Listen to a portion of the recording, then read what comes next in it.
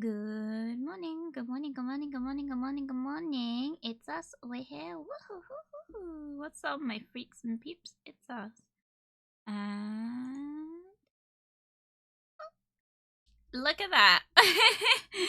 Welcome. Good morning. Good morning, Sigma. Good morning, Nick. Good morning, Nick. Hello. Welcome, welcome. Where do I start? Well, I'll start with saying, excuse me if I sound a bit like, lispy. I have something in my mouth.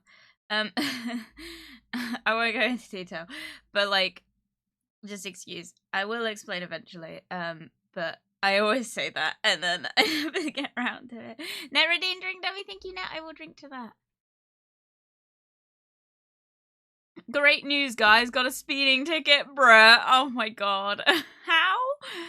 Oh, it feels bad, man. I'm sorry to hear that.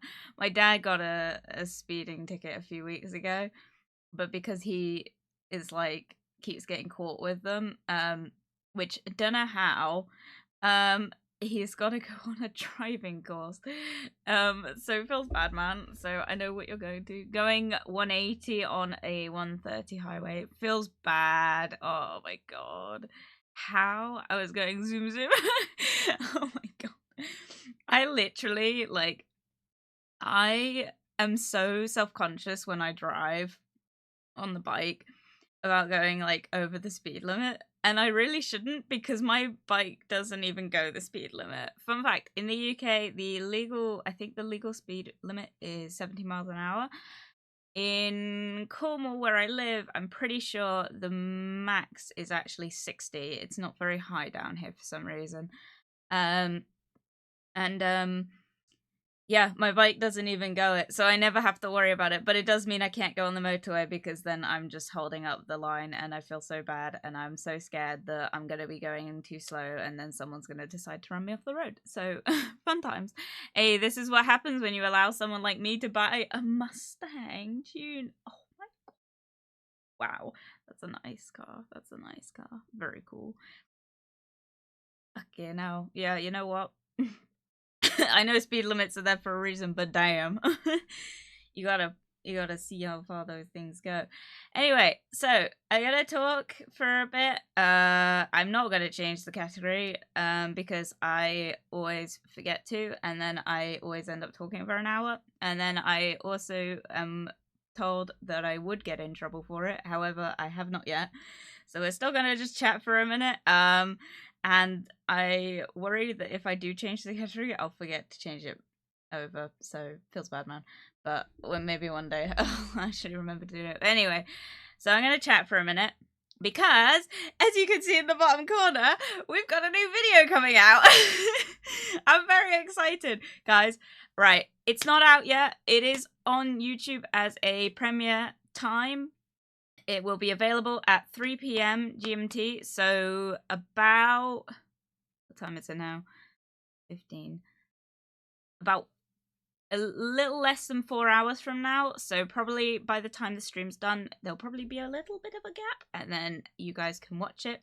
If you want to watch it, set the notification to watch it. But it will be available in 4 hours from now. It will, if you are not sure what that is in your time zone, you can go onto the video. It will tell you what time it is for your time zone. I'm not working it out for you. I'm sorry. But yeah, as you can see, Net, and I'm not taking credit for this because Net did all the fucking work. Net made us a video. Net very kindly a few months ago offered to be an editor for me. And I felt really bad about it, and I really appreciate the offer, Net, because thank you very much. And then I didn't respond for ages, and then I did respond and said I will take him up on it. However, I had at the time a lot of things going on, and I didn't get around to actually giving a video idea. And then I took even longer because I couldn't figure out a video idea. And then one day I was asleep, and I woke up and I was like, man, I got a video idea. So I sent it to Net, and I was really nervous because I was like, I don't know if this is too much work for you, but Net was so down for it, and I'm so happy because he did such a good job. Like, you guys, like, I've seen the video. obviously another thing is I've edited the video a little bit just to kind of add my little what do you call it? I've added the end cards. There you go. I've like edited a bit at the beginning just to give it a nice fade in, and then at the end there's obviously the end credits and my outro card, which is different from the previous videos. As you guys, if you guys have seen my YouTube videos, you'll know that there is an end card, and it used to have Little Buddy on it, which was my original VTuber model.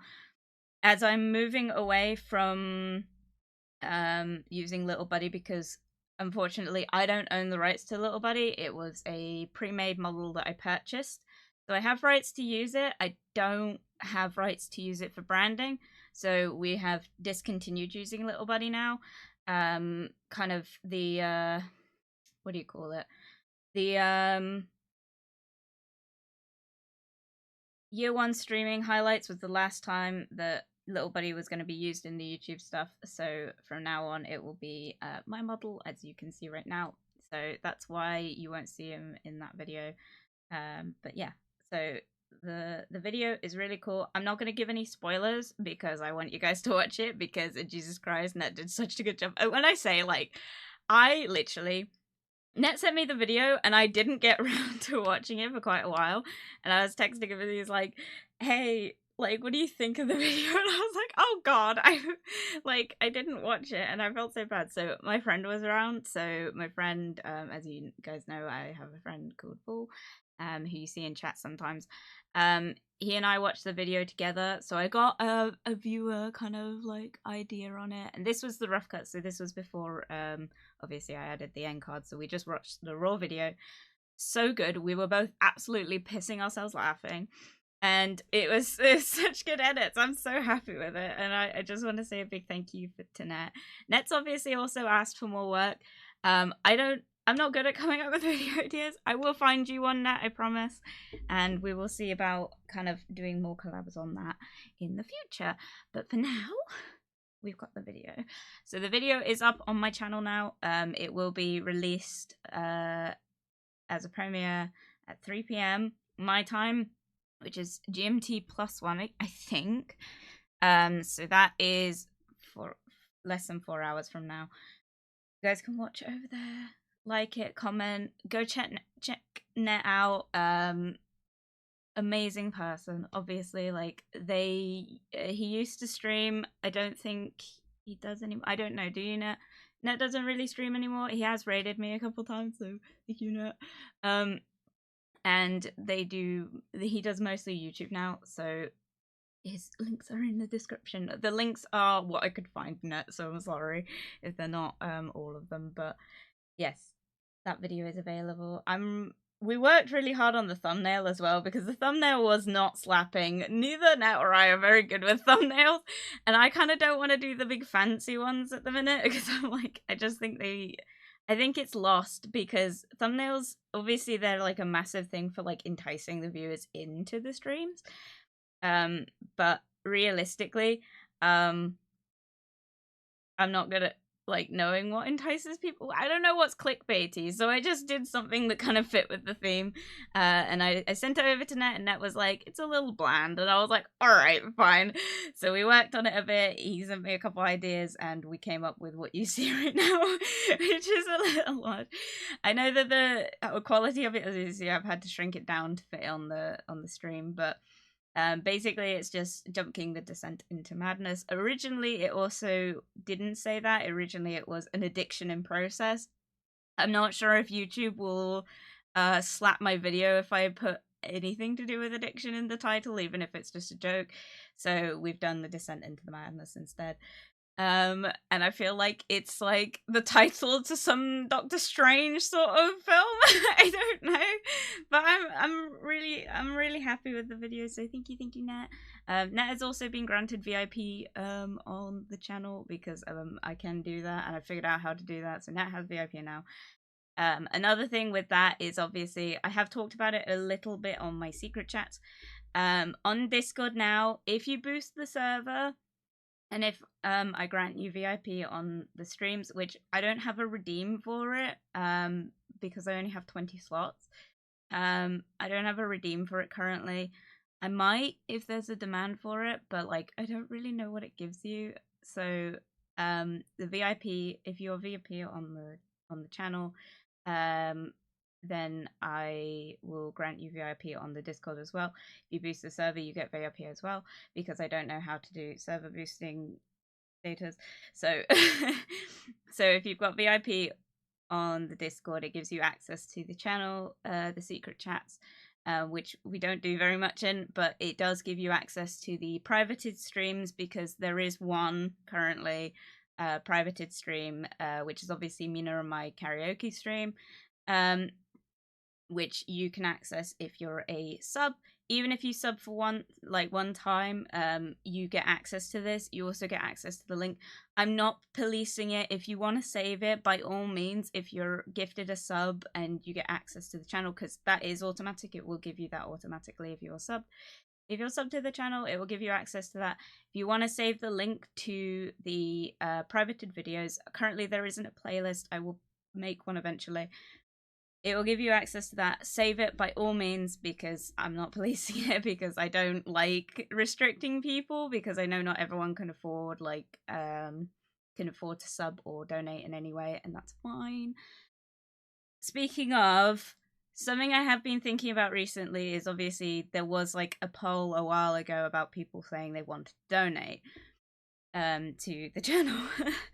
I don't have any means to do that, which I think a lot of people are noticing. Not everyone can afford to do like a long-term like subscription based thing, and another thing is people don't like doing it, because obviously if you didn't know, as a Twitch affiliate, we don't get very much money for the subs.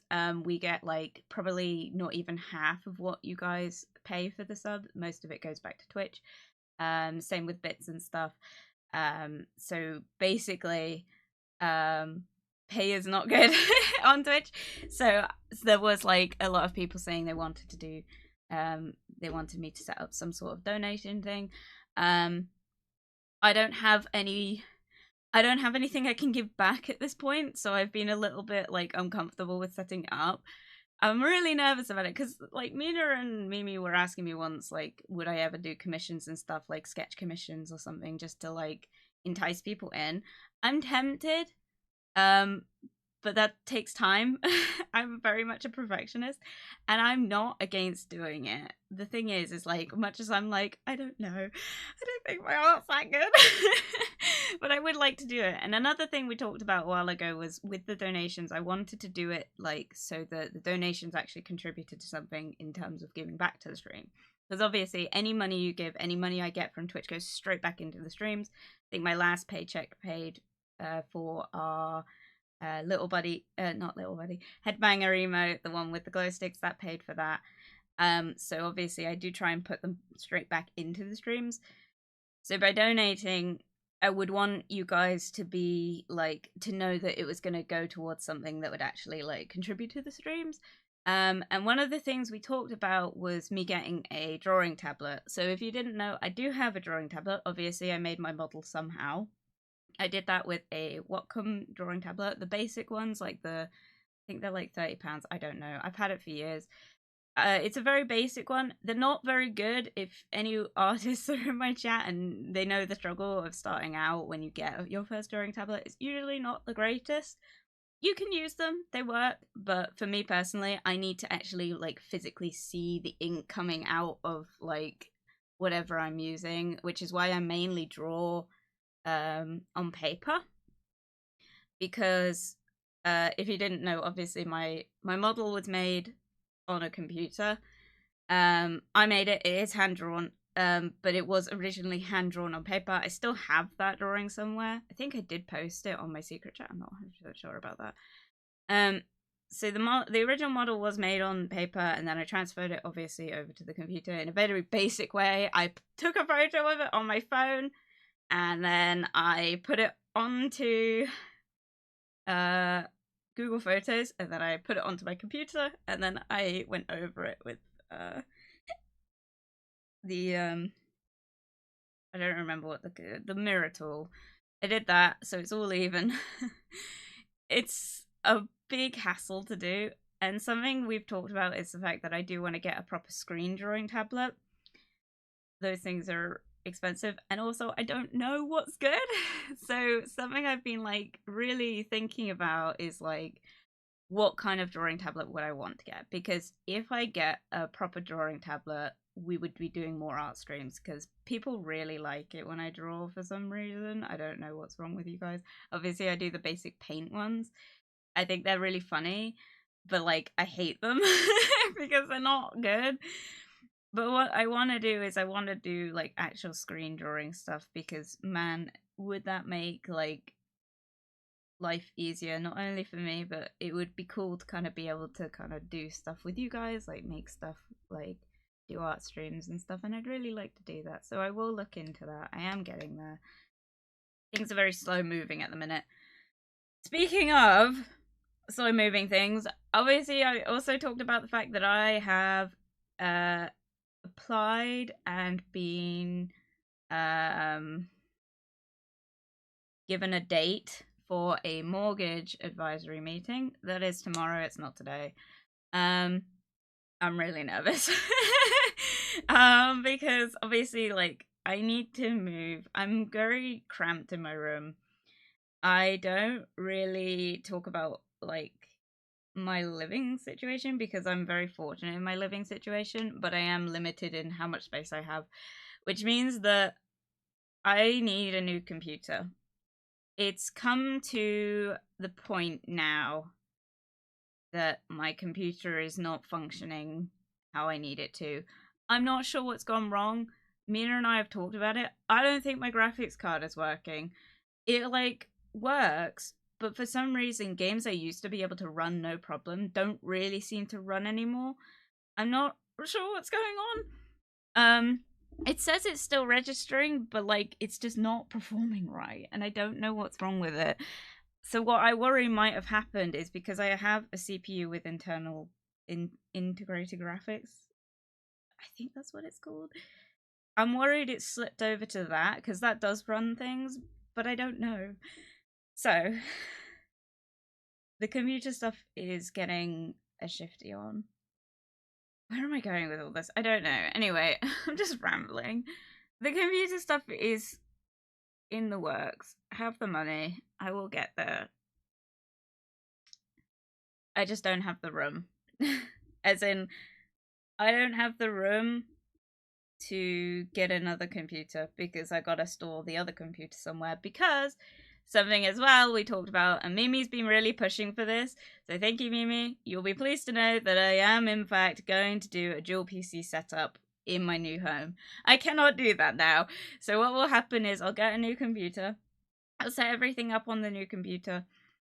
And then it will be running off that one until I move. And then once I'm in my new home, then it will be a dual PC setup. Because I wasn't going to be able to do the dual PC setup because the computer I have currently was going to be the home computer. So my roommate could use it and anyone else that comes around.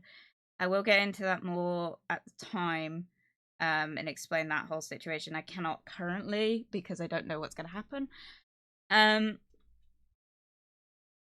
But that doesn't need to happen anymore, so we've got a dual PC setup. Basically, like, once I get a new computer, I'll just put the other one, like, I'll store it somewhere, and then once it's done, I will get a dual PC setup. And I'm very excited about it, because I don't know the first thing about doing a dual PC setup, but that means we get to do VR chat streams and VR streams, and I'm so excited! But yeah. Sorry, I wasn't reaching out. Speed limit is 260 on this baby. 180 is barely pushing it, bruh.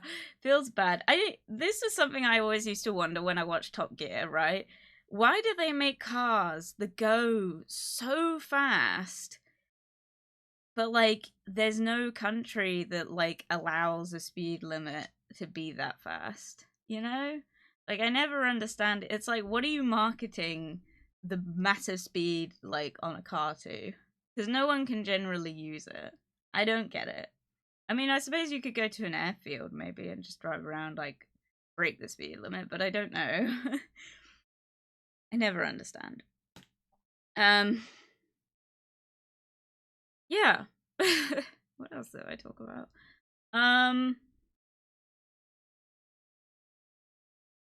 What else do I need to talk about? I don't remember. I do have an update. I have several updates actually. I'm on my own now. I'm home alone. If you guys didn't know, obviously my whole family has been home for the Christmas season, which means my sibling has been home from university, which means I've been kind of not really able to be as loud as I'd like on streams. But they've gone back to uni. My parents have gone back to work. And I have been working through the entire Christmas period. My work didn't stop for the Christmas period. My work stopped for no one. But the cool thing with that means that I can talk about some things that I wasn't able to talk about when I started, when the Christmas season started. Home Alone is the best kind of home. Exactly. Like, I need company because so often than not, when I didn't have a job and when I'm on my holidays and I'm home alone, I just go and pet my rabbit. And it's like the only social time I get. And I spend so much time with her. She's probably so sick of me because I literally go down and just give her so much attention. And she's like, bitch, I'm trying to sleep because rabbits sleep in the daytime. And I'm just like, but I love you and I need company and no one else is here. I don't have anyone to talk to and it's so shit. But you know, that's what streaming's for. So yeah. God damn it. Yeah, so I like when I move I'll have a roommate, so I'll go and talk to them. Have I talked about that? I don't know how much I've talked about that. I don't know if it was like if I have talked about it, but the roommate situation, by the way, is gonna be my friend Paul. I spend a lot of time with him. He will be my roommate. There are some details to that I will get into, and I think one of the things is going to happen is that I will introduce you guys to Paul because obviously he will be a part of the kind of background on my streams, I guess. Super great guy. Obviously, you guys like hopefully know him. I know he doesn't chat very much, but he's there. I know he's there. But yeah. What else was I going to talk about? Oh yeah, so one of the things that I was going to talk about when I was home alone was obviously the kind of update on the autism side of things, because some people in Discord were asking like if like there was like any reason to that whole thing starting.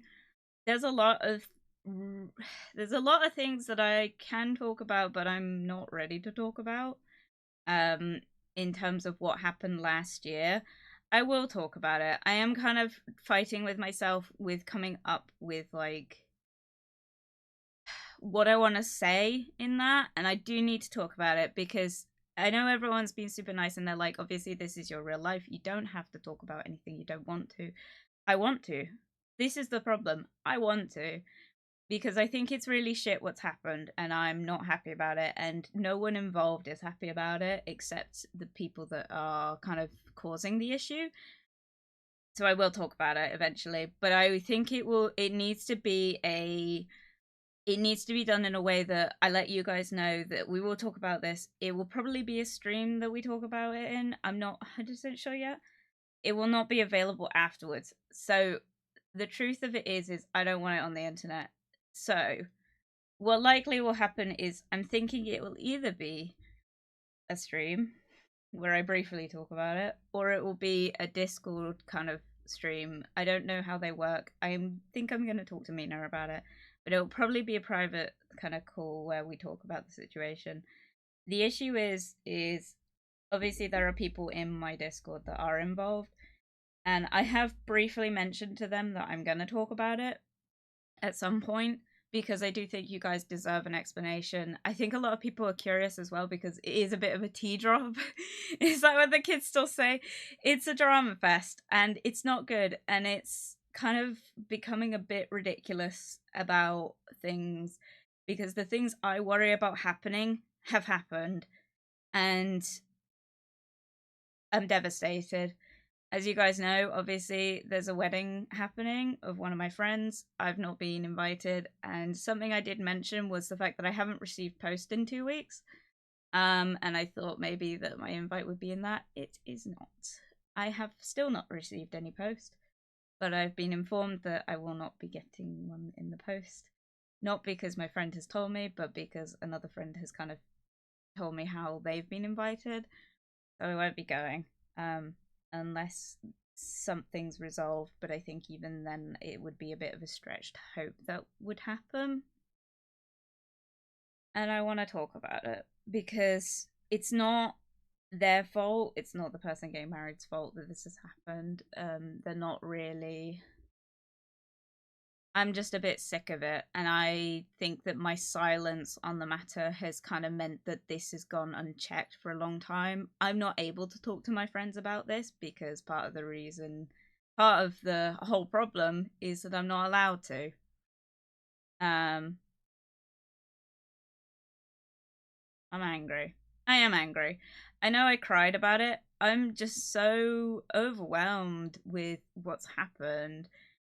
And a lot, in fact, like 90% of the things that went wrong last year are a result of this. And that's why I need to talk about it, because you guys have been kind of in the balance. I've had people message me privately whenever I've gone, like, and cancelled stream due to mental health. I have talked about it. I haven't told anyone what's happened because I felt like for the longest time that I couldn't. And then I realized that I 100% can, and realistically, yeah, I can shoulder all the responsibility of what happens afterwards, but realistically, these people have ruined my life. It's not my friends. It's can't talk about it. It's not my friends' fault because they're still my friends. And they've been really fighting for me, and I just want to say, like, if you are one of these people and you are watching, like, thank you so much. You have no idea how much it means to me to know that you guys still care. And I didn't think anyone did. And that's why I want to talk about it, because I want to reiterate that my friends are the best because they have been fighting for me in this. And there have been apparently a few arguments resulting in this situation. But like, I don't think anyone knows the whole story from my side. I don't think my friends know the whole story from my side because I haven't been allowed to talk to them about it. It's just bothering you and emotions are getting bottled up. It's not even emotions are getting bottled up because something will happen. I'll have a meltdown about it, not talk. And then something gets kind of, a compromise is made, and then I stay quiet, and it just bothers me in the back of my head for weeks and months and months. This has been going on for like a year at this point, and I have not talked about it. Sending you hugs just for thank you, Nick. I appreciate it. I feel like I'm at fault in this, and realistically, I know I'm not. I didn't ask for any of this. I just wanted to play video games with my friends and see them, and I can't. I can't anymore. And I need to talk about it because it's so shit, and I need kind of on paper everything that's happened so that if anyone does watch it and anyone kind of interacts with it, they know what it's doing to me, because it's ridiculous at this point. And realistically, it's a lot of the thing is, it's a lot of mental health talk, and not just my mental health. It's not just my mental health, and that's what I have to keep in mind, because I can come on here and complain like this has ruined my mental health, it's ruined like everything I have going on. But realistically, the reason this is happening is because someone else's mental health, and I have to be cautious and conscious of that. Good morning, Mimi. Good morning, good morning, good morning. Good to see you, good to see you. I need to talk about it because although it's bottling up and stuff, I need you guys to be aware of what's going on so that I can stop like dancing around the topic on streams. So bear with, there will be an explanation. I'm sick of keeping quiet about it. It's like a lot of people in my life have told me I need to talk about it, and I know I need to talk about it, even if it's just to clear my conscience of the fact that you guys are just hearing about the snippets. What are we talking about today? The usual shit, man. The wedding issue, but it's not even the wedding issue, it's this group issue.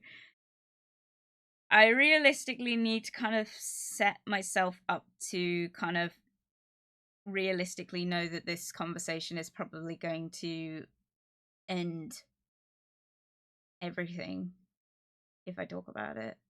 And I think I just need time to kind of accept that, because realistically nothing's changing. Nothing's changing. And I keep sitting on it because I'm hoping one day it will change. But I think once the situation's over, I wish I talked about it. And I don't think it will be one swoop of an update. I think it will be several different updates. I think it will be, I'll do the big one, and then potentially once, hopefully, this situation is over, I can talk more about it. But I respect people in this situation. It's hard because obviously I'm like, the best way I can describe it is I'm over here like, this is shit, but I get it, if that makes sense. It's really shit, but I completely like get, and I somewhat respect what's happening. And at the same time I'm like, yeah, I get it, but like at the same time, this is like, people, I'm not being thought about in this situation, if that makes sense. Like, the thinking about me is, how do I talk about this? I know I keep talking about this. I'm sorry. I keep talking about this every stream, and I think it's just bothering me that I'm not talking about it, but I realistically just don't know the best way to talk about it. And I need to kind of write down a map of everything that happened, so that when I do explain it, I can change people's names. It's very hard to speak up to friends when there's an issue you don't want to upset them. It's not even talking to my friends about it, because they get it and they've been fighting for me. But realistically, we're all kind of stuck in an issue, and we're all kind of being held captive by this issue. And as a result, I have to take a step back. And to be honest, I'm sick of watching things happen around me and having to just stay silent on it, because I know the second I say anything, I can barely even talk to my friends without the obvious happening, and it's just like, I'm sick of it. I'm sick of it. I also want to talk about it because I want this to be the one space that I can't be touched, if that makes sense. Like, it doesn't make sense because I'm not talking about it, but like, there's stuff going on that means I've been isolated from everything and everyone. But then I'm in a very bubbled space in my town where I can go outside and it's not, if that makes sense, like I can go outside and it's not an issue. I have life going on, but it's the life outside of it that I'm missing out on. And I need to talk about it because I need to kind of put this to rest, and put it to rest in my head and say, regardless of what happens from now on in, I don't care. And I need to not care. It's nice to get things out sometime. Yeah, and this is the thing, is that I want to talk about it, but I want to make everyone aware that I'm going to talk about it at this point, and then just like say, if you want to know, here's where you've got to be, here's what time you've got to be there. Because once that's kind of done, I will probably end up going into snippets about it on stream, but realistically, like, you're not going to get the full context. I will find a way. It's just also the danger of talking about drama online never ends well, and I need to accept that this is probably going to follow me around for the rest of my life if I do this wrong, if that makes sense. Another thing I want to say is that this is one side of it. Another thing is, like, you guys are only getting my side of it. No, there's no way that this is gonna, these people aren't like on the online space, so realistically, by me talking about it, it's not gonna, there's not gonna be like a, there's not likely to be like a a fight back, and I need to think about that because I'm like basically talking about something and then someone's not going to be able to defend themselves, and I don't want to. I want to keep my emotions in check enough to say like, this is my side of it. I don't know the other side of it, but I do know the other side of it, and it's shit. But yeah, much like me, I shall also follow you for the rest of my life. Oh, Mimi, I'll follow you for the rest of my life. Oh my god. This is the thing as well, is another reason I want to talk about it is because I want this to be my online, like, I want this to be my online space now. When I move, I hope that I am able to be more active on the online space. I'm hoping that I have more time. I hope that I have more time to kind of sit down and play games and communicate with you guys on Discord and stuff more. But like, it's hard. It's hard, like, knowing that once you talk about something, you basically can't call people your friends anymore. That's the issue that I'm dealing with. But these guys have stuck by me through this, so I know that they would understand, and I would hope they understand. Because realistically, it's affected my streams. And by that logic alone, I need to talk about it because it's affecting how I communicate with you guys. Every stream at the minute, it's all I'm talking about.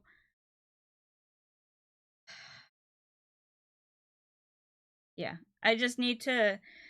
There will be a drop at some point explaining this. I could do it in a text chat. I could quite easily do it, but it would be a lengthy one, so it's easier if I just eventually do like a. I think a lot of this conversation is just me kind of coming up with a plan. I'm so sorry, but I think there will be a Discord call at some point, like a group call, where it's basically like a private stream, kind of. We'll talk about it, and I'll be like, "This is what's going on." I'm not talking about it anymore, but it is doing my nut in. I also, the other thing is that things are going on in the background that I will have to address as well, and I need to kind of get that sorted before I talk about it. Separate issues that I need to kind of sort out, or at least be kind of done with before I talk about it. I'm getting there with that. Once this kind of period, I don't know how else to say it. Once this period is sorted with, I will have no reason not to talk about it. So I will. I will. This is your warning. I'm going to give a warning. This is your warning. If you are one of these people involved in this situation, I'm sorry, but you've done this to me. And realistically, I've had enough. I have every right to complain about this. I'm going to complain about this. And I'm going to do it. You have 48 hours. There's no like threat or anything. It's like I just need people to understand that like I will understand if you don't want to talk to me after I kind of talk about this. But realistically, it's just me talking about it. There's nothing I can do. There's nothing anyone can do anymore. We're kind of at that we're out of options sort of thing. Me talking about it is not going to solve anything. But what it will solve is my deteriorating mental strain on not talking about this. And I think that realistically, if you're bothered by me talking about that, you need to take that into consideration that you guys aren't seeing the effect on it because I'm not allowed to talk to you. And that's the end of that. So yeah, I will come up with a plan. There will be a message at some point in the Discord about it. This is me settling that. I'm just going to say it. I'm going to talk about it. People have been telling me I need to talk about it. I'm going to talk about it. So yes. In other news, on a slightly less happy note as well, I am going to talk about the autism thing really quick because some people asked me a while ago about it. I will be there to hear. Thank you, Mimi. I will try and do it at a convenient time as well. Right. I will talk about the autism thing really quick. So if you guys didn't know, I think I have talked about it a couple times. No, I know I have talked about it a couple times. I haven't gone into detail about the autism diagnosis process. If you didn't know, I live in the UK, so I'm under the NHS.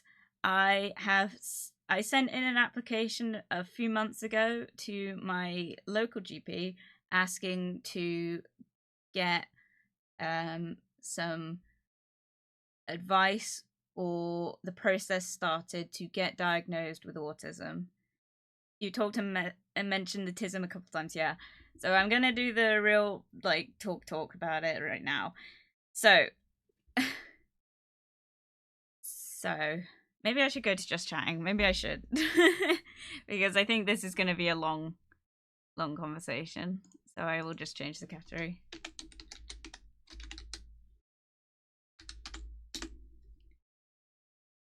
Alright, hopefully that doesn't affect the stream too much.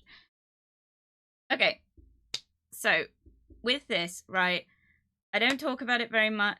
No, I do talk about it a lot, but I don't go into detail. Basically, if you guys didn't know, there's been a long-standing kind of thing for me in that there is a high chance that I have autism.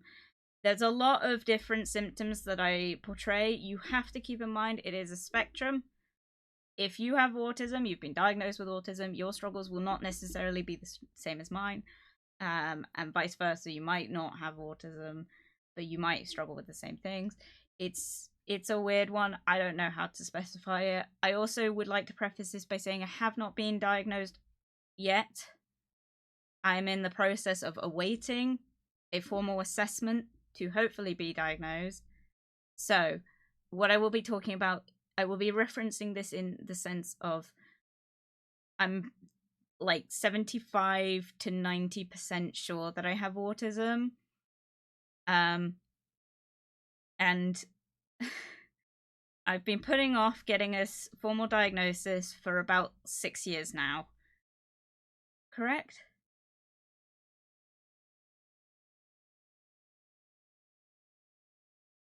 Wait, how old am I? It's about 9 years now, actually. Mimi, wait, can you get a disabled badge with a special toilet key if you've diagnosed with autism? You should see short walks to the shop. Mimi! Well, it's worth looking into. Actually, a fun story. I am valid to get a parking badge for the anxiety alone. I have looked into it. It's a ball ache of a process, so I have not sorted out. I also can't drive, so there's no point. I don't know about on the autism side of it. I think I am valid to use a disabled toilets anyway, but I don't think it comes with any benefits other than that I wouldn't have to fill out like 50 pages of like forms for, so I haven't bothered ever looking into that. Good God, it's TISM, not a disability. Some people class it as a disability, some people do not. We're not getting into debate whether it is or isn't. Some people class it as a mental illness, some people class it as a disability. It just depends on how it affects your life as well. For me, it is very debilitating. I'm just going to say that. That's how I'm viewing it. But obviously, another thing is that I haven't been diagnosed officially as of yet. I've had a few people with a bit more, what's the word? With better qualifications to say whether they think I have or not, say that I'm presenting very autistic. That's as far as I've got with it. I have it from friends who have more qualifications, and I've also had my doctors and also the mental health specialist at my local GP surgery say that they are very, what was the wording? They were very convinced. I don't know if that's the right word. They're pretty sure. So I've been referred. That's where that's going. Right. With this conversation. Okay, where was I going with this? So I've been on the waiting list. I'm on the waiting list. I've been waiting about a month so far. It can take 6 months in the process I'm going in. So if you didn't know, in the UK there was recently a legislation introduced which basically is called Right to Choose. I don't know much about it. I just got referred to it. Right to Choose basically is preventing the NHS from putting me on a 10-year waiting list to get diagnosed with autism. Because if you didn't know, in the UK, it used to be a 3-year waiting list. When I applied to get diagnosed through the NHS, they turned around and told me it's not 3 years, it's about 7.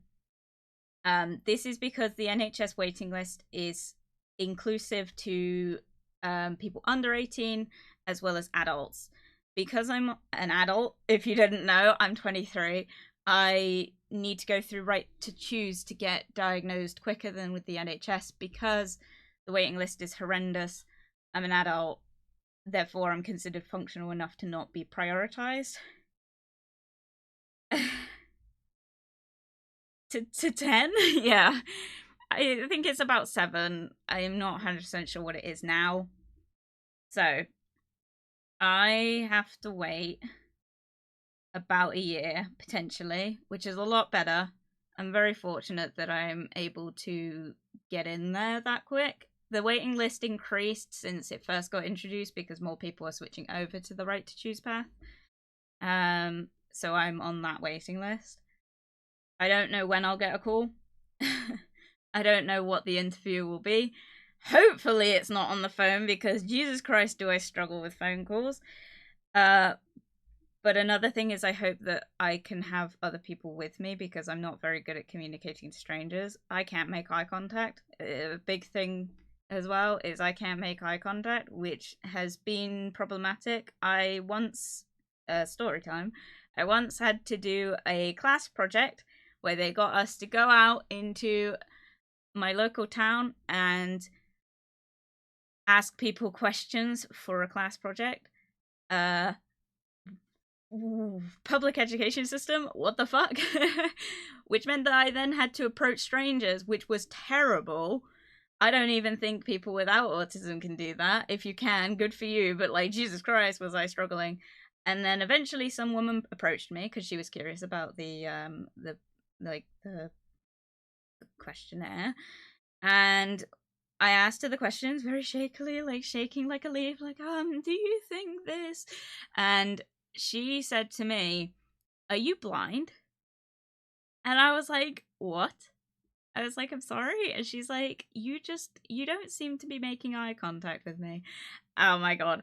I literally almost had a meltdown on the spot. I was like, I didn't even realize I wasn't making eye contact. This was the first time someone pointed it out to me. Over a video call, though, is the worst, ironically. I have a video call tomorrow. I'm okay with video calls. It's weird. I'm okay with video calls. I'm okay with in person. But texting and phone where I can't see someone is hard. Because keep in mind, I struggle enough to read people's emotions as is. Trying to text is like I'm panicking the whole time. Because I'm constantly trying to guess.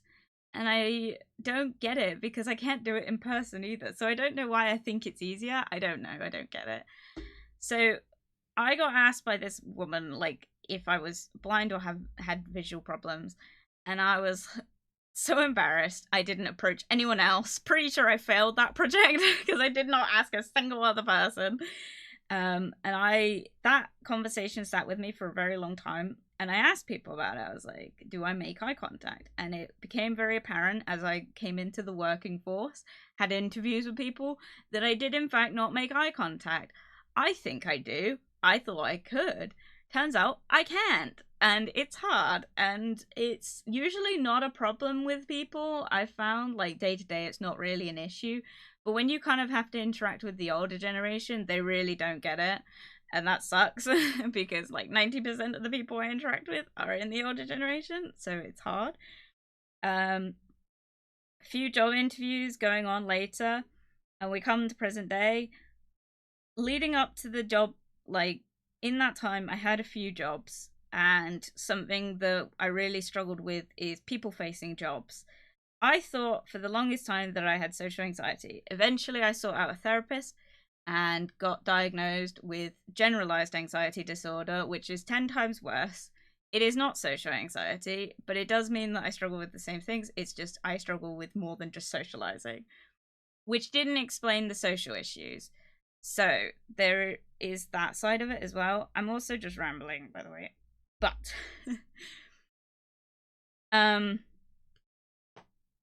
where was I going with this? I'm like losing train of thought. I rambled too much. I'm so sorry. In the working force, my first job was night shift worker for, I think I can say this because I don't work there anymore. I used to work at Tesco. I used to stack shelves overnight for people to purchase things in the morning. So every time you come into a shop in the morning and everything's all neatly stacked and everything's tidy, that was what I did.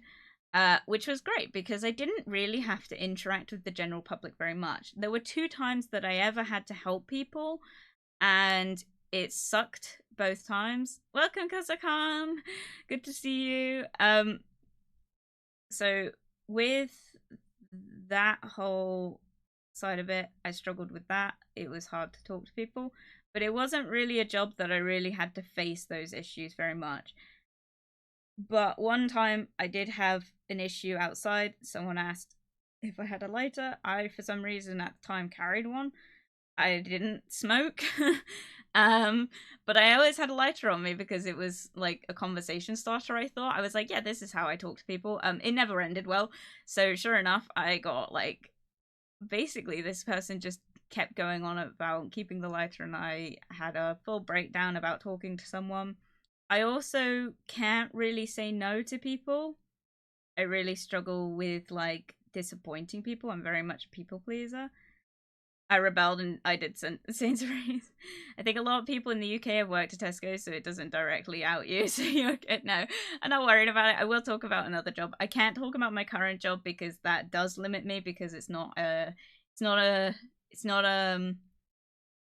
business that is everywhere. It's kind of small. So I will not be discussing where I currently work. Interesting smoking. No, I didn't. I just had a lighter on me, okay? Like, if you live in the UK, you know that so often than not, you get asked if you've got a lighter, so it's just easier to have one. Even if you don't smoke, there's just a thing. Also, just burning things is easy. It's fair, people go out to grocery shops and retail jobs for side jobs. Yeah, this was my first job. So another thing with this, and I'm going to talk about, okay, this is a warning. I am going to talk about, I don't want to talk about it, but I think it's important to the story. I'm going to talk about sexual assault very briefly. I can't say no to people. I really struggle to kind of get my words out, as you guys know. So people take advantage very easily. And I often go non-talkative people, and I struggle with it a lot. And at this job, I ended up getting groomed. And it wasn't a good time. I trusted this person a lot. They were my only friend there, and I thought that it was just friendly banter. Until I straight up got assaulted in the jam aisle. And a few times after that.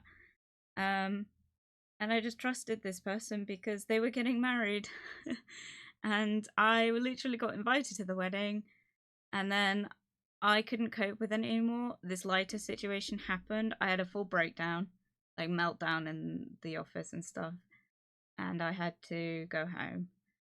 And then I quit my job shortly after this. And the day I quit, I was getting ready to leave in the morning, and I was saying my goodbyes to this person, because despite the fact that, yes, I was very aware of what was going on, I didn't say anything, I didn't speak out, I didn't do anything. I said to them, you know, I wish you the best of luck with your wedding. And they're like, yeah, but I've kind of fallen for someone else. I didn't know how to respond to that. I left. I have seen that person once since. I saw them last year. Because this is my local Tesco. They still work there. I don't interact with the night shift workers anymore because obviously they're there. And I saw them, and I full on just had a full panic attack in Tesco, and I didn't talk. I couldn't talk, and I didn't talk for a few days, and it wasn't a good time. I'm sorry, man. It's alright. Some people are bad, sorry, but yeah, it's when you can't talk to people, when you struggle to get words out, and you struggle to explain yourself to people as is, they take advantage of that, and it's a hard time. So I didn't work I quit that job, and then again, the situation happened with a different person at a New Year's party a few weeks later. And once again, I was assaulted. But I said no, and I couldn't get this person off me, and I kind of had to go with it. And then afterwards, my boyfriend at the time, who is highly involved in the situation that I'm currently going through, turned around to me a few weeks later when I was talking about how much I was struggling with it, and said that old man just wanted to dance with a pretty girl. I was like, that's not what they tried to do. They forced themselves on me, and I couldn't stop them, and I didn't know how.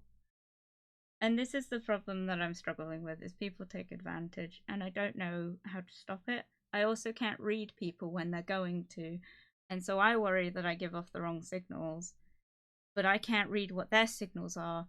I really struggle with movies, knowing if someone's into someone. I was watching The Greatest Showman the other day, and I couldn't work out for the longest time who is interested in who. I couldn't do it. This is the thing. Oh my god, I got an ad break right now. What the fuck? I'm so sorry. I did try and preface this by saying I was gonna talk about this, but I didn't work for a whole year after that. I couldn't cope with going back into the workforce after that. I just kind of thought it was how having a job was. And it was a hard time. I developed agoraphobia. I didn't leave the house. Fortunately, at the time, no one else was leaving the house because this was COVID. So I had no reason to leave the house. I didn't leave the house. And then sort of the unmasking process sort of started then. I broke up with my boyfriend at the time. And I became very much just full on, just complete, I indulged myself in all the interests I had. So everything that I was into at the time I did. It was a great time, and COVID was really stellar for me because I just did not. Oh my god, morning Mina, sorry. Good morning Mina, what did I join? We're talking about the autism thing. Jasper's talking about personal struggles for life.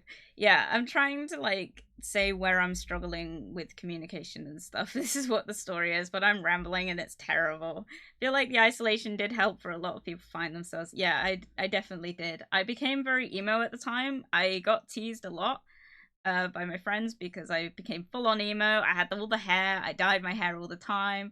I got really into piercing culture and tattoo culture, and I did so much with that. And then COVID ended. I went straight into it. I just kept going with it. I got another job. And I couldn't have piercings. I worked at KFC. So if you didn't know, for a bit, I worked at KFC. Again, another person. I met another person. I couldn't read the room. I did not know what their intentions were. But because I couldn't, and I didn't interact with people the same way I did in previous jobs, the result is that they just gave up on me, which was the best result, but Jesus Christ, it almost ended really badly. But it was the same situation where I couldn't read the room, and so often than not I really struggled to communicate with people I worked with because I didn't know where they stood. I think there was a lot of other mental health issues going on there, and things kind of weren't getting relayed to each of us properly. But yes, fuck working with food. Especially if you have a sensory issue, because I did. I was arms deep in gravy and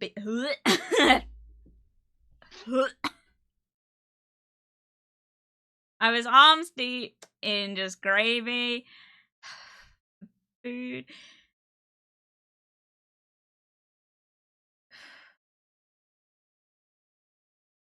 Ugh. So I was arms deep in people's leftover food and picking up trays with sticky bits in it, and just I ended up not coping with that job either. Partially because I constantly had to take out my piercings, but also because I was constantly dealing with food. In the end, I made it very clear to my boss that I couldn't cope with doing like the customer facing side of it because I couldn't cope with customers. I got, guys, if you get fast food, fucking treat those workers nicely. They do not get paid enough to deal with your shit. But what I discovered from that was I could only work in the back doing the sides and washing the dishes. I excelled at that. Man, you give me a pair of gloves, boiling hot water, pair of gloves, I'm like in there. Oh my god, I could wash dishes for the first time ever. I can't wash dishes at home. I can't do it. I have a dishwasher, fortunately, and I hate stacking it if I'm putting other people's plates in there. But like, if I have to touch food or like substances on a plate, and if I can feel it afterwards, it drives me up the wall. So this job was great because I had to wear gloves to wash the dishes because the water was so hot because I had to sanitize it. So I did boiling hot water, did not add any cold water, straight in there, just pair of gloves on. It was awful when they leaked, and then I would have a breakdown about the touching sensation. Sorry, I'm not reading chat. I lost a piercing from a food job. Oh my god, it's the worst. It's the worst. Sounds fun.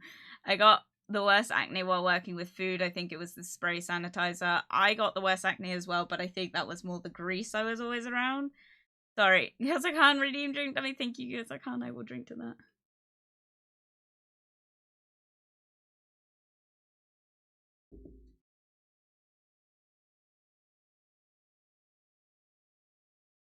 I can't read people either. What you have to do is in a situation to keep distance from people, good or bad. Yeah, that's kind of what I've ended up doing. I know it's not the best, but that's what I've done. I don't have a problem with not talking to people. Most of my closest friends, they don't hear from me for months because they know not to communicate with me, and they know if they text me, I will reply eventually, but I'm not good at it. In that, yeah. I love how you could do dishwashing at a fast food chain but not at home because I had gloves. This was a thing. We didn't realize at the time that was why I could do it. I now know. So I had gloves on, very thick gloves, so I could do the dishes because I wasn't feeling anything, which is great. But at home I don't have gloves, so it was a meltdown if I had to do the dishes. I also can't do clothes washing. I can put them in the washing machine. I cannot take them out. I get a rash. My brother worked at McDonald's and people would treat him like shit for no reason. One day, his first day in the window, a guy came to the window and was calling him a window bitch for no reason. My bro built like a brick shit house, wish you could have seen him step out to face him. Bruh, straight up. Talking to people is hard. I always wonder what I'd say or do something wrong, or if I go too far with jokes or other things. I worry about that too. It's hard. Hang on. Take that thing out my mouth. So, anyway, going back to the other tangent. This is a life story, right? So, I ended up quitting at KFC because they were so short-staffed, they started getting me to talk to people again. I'm not good with customer facing. I can't look people in the face. It led to a lot of awkward encounters, too many to really list off. I also couldn't tell when people were getting frustrated with me. I also was too slow, because I couldn't tell. And it was a long process, and in the end, I quit. And then I started the long process. I promised my parents, I was like, I'm not going to take another year off. And I didn't. I sought out another job. And sure enough, I ended up at the place I currently work, which is a lot better because I work nights and I'm not in customer facing. So it's great. It's great. It's great. I don't deal with people. I only deal with the same people every single day. But anytime we have a new starter, I do not look or talk to them for the first month. I feel so bad. If you're the guy that currently works at my workplace and you're wondering why I don't talk to you, I don't hate you. You're probably not watching this, but just so you know, I don't hate you. I just can't look at you. And it's nothing personal. I just really can't. But I don't look a lot of the people I work with in the eyes unless they've been there for a year. Something we noticed when I started working at my current workplace is that I could not bear to look people in the eye directly for the first year of knowing them. So I was introduced to a lot of new people, and it was very apparent then that I couldn't look even the people I spent all my time around in the eye. And the reason I noticed was because I managed to look one of them in the eye by accident, and the pain, never again. Couldn't do it. So I didn't look them in the eye for another year. And eventually, if you guys didn't know, I work with my friend Paul, who I talked about at the beginning of the stream. My friend Paul, he and I are great friends. I did not look him in the eye for the first year. Finally, I looked him in the eye, and I remember saying to him, and he remembers this as well, I said to him, oh my god, I never noticed you have heterochromia. I missed out on that. It was a conversation starter, and this was the first time he'd ever, like, actually seen me look him in the eyes, and it was like, wow. And it was the first time I ever managed it with him, and I was like, fuck, I spent every day with this motherfucker. I spent every day, we talk for hours, I'm right next to him all the time, right? I didn't look him in the eye for a year, and I didn't notice I didn't. And then I finally did, and I was like, dude, I didn't even know. I just assumed his eye color. Completely did not realize. So, if you guys wanted to know how drastic the eye looking thing is, it's that. So I don't look people in the eye for a year, which ends up in awkward conversations when we get new starters, because sometimes they'll see me quietly sitting in a corner and be like, oh, she looks lonely, I should talk to her. And then they try, and then I give one-word responses, or I don't give any, and I don't talk to people, and it's terrible. And then people treat me badly because they think I hate them, and it's like, I don't. Unless you're that one guy who was like, fuck you. Fuck you. That one guy. He was so rude. But, like, I can't talk about it because it's a lot of really, like, not great controversial stuff that he said and did, and he was just an arsehole, and we all hated him. Heterochromia, poor guy, hope he gets better soon. What? Welcome on, good to see you. But yeah, so I spend a lot of time here, and a big thing that ends up happening is I don't talk to a lot of people there. I can't really go into specifics, but there's like a section of people that I don't interact with until halfway through the shift. These people I don't have any communication with unless I have to, and I don't talk to them like out of the blue. There are a couple of them that I do because I interact with them a lot, and I have done for the last like year or so, but any newcomers in that group I don't communicate with, and they try and communicate with me. And I hear people talking about me. I hear people talking about the fact that I don't face them, I don't look at them, I avoid them, I just deal with their shit and walk away, and it's rude. And I've had that conversation overheard so many times, and people start getting really arsy with me because they want me to do something, but they won't say it, and that I don't give them the opportunity to say it. I just walk away very quickly because I don't want to communicate. And in the end, eventually they'll get my attention. A lot of the time, another thing is that people didn't know my name. This group of people didn't know my name for the first 6 months of me working there because I didn't say it. I didn't say it to anyone. I didn't say it to them. Eventually, one of them finally asked one of my coworkers, what's her name? And then it was revealed what my name was. And then straight up, this person, like, straight up said to me, like, oh, Jasper. And I was like, where the fuck did you hear my name? I didn't say that. I just didn't say anything. I just turned around and just gave a very startled look. I mean, they don't really need to know your name. I suppose you just go in with the horn. Yeah, straight up. Like, you don't need to know my name. And this person had sought out finding out what my name was. And I became really good friends with that person. Really good friends with this person ended up becoming my ex. I dated this person, and I don't anymore. In fact, they don't work there anymore. So this person sought out, and then suddenly the entire group knew my name, and then it got found out. And this is why I can't talk about my like personal life, because in my town I'm known, and it sucks. This is another situation with the autism. People know my name outside of my house. I get approached on the street. a lot. And this goes into the autism thing again. So often people come up to me because they know my dad. My dad's well known. I can't go into it because he is well known. For various reasons. Some of them good, some of them not so great. So people know my dad and they come up to me and they're like, "Oh, I know you. Hey Jasper, like, how's your dad?" And I have to stand there and these are older people and I just don't know what to say to them. I'm like, please don't talk to me.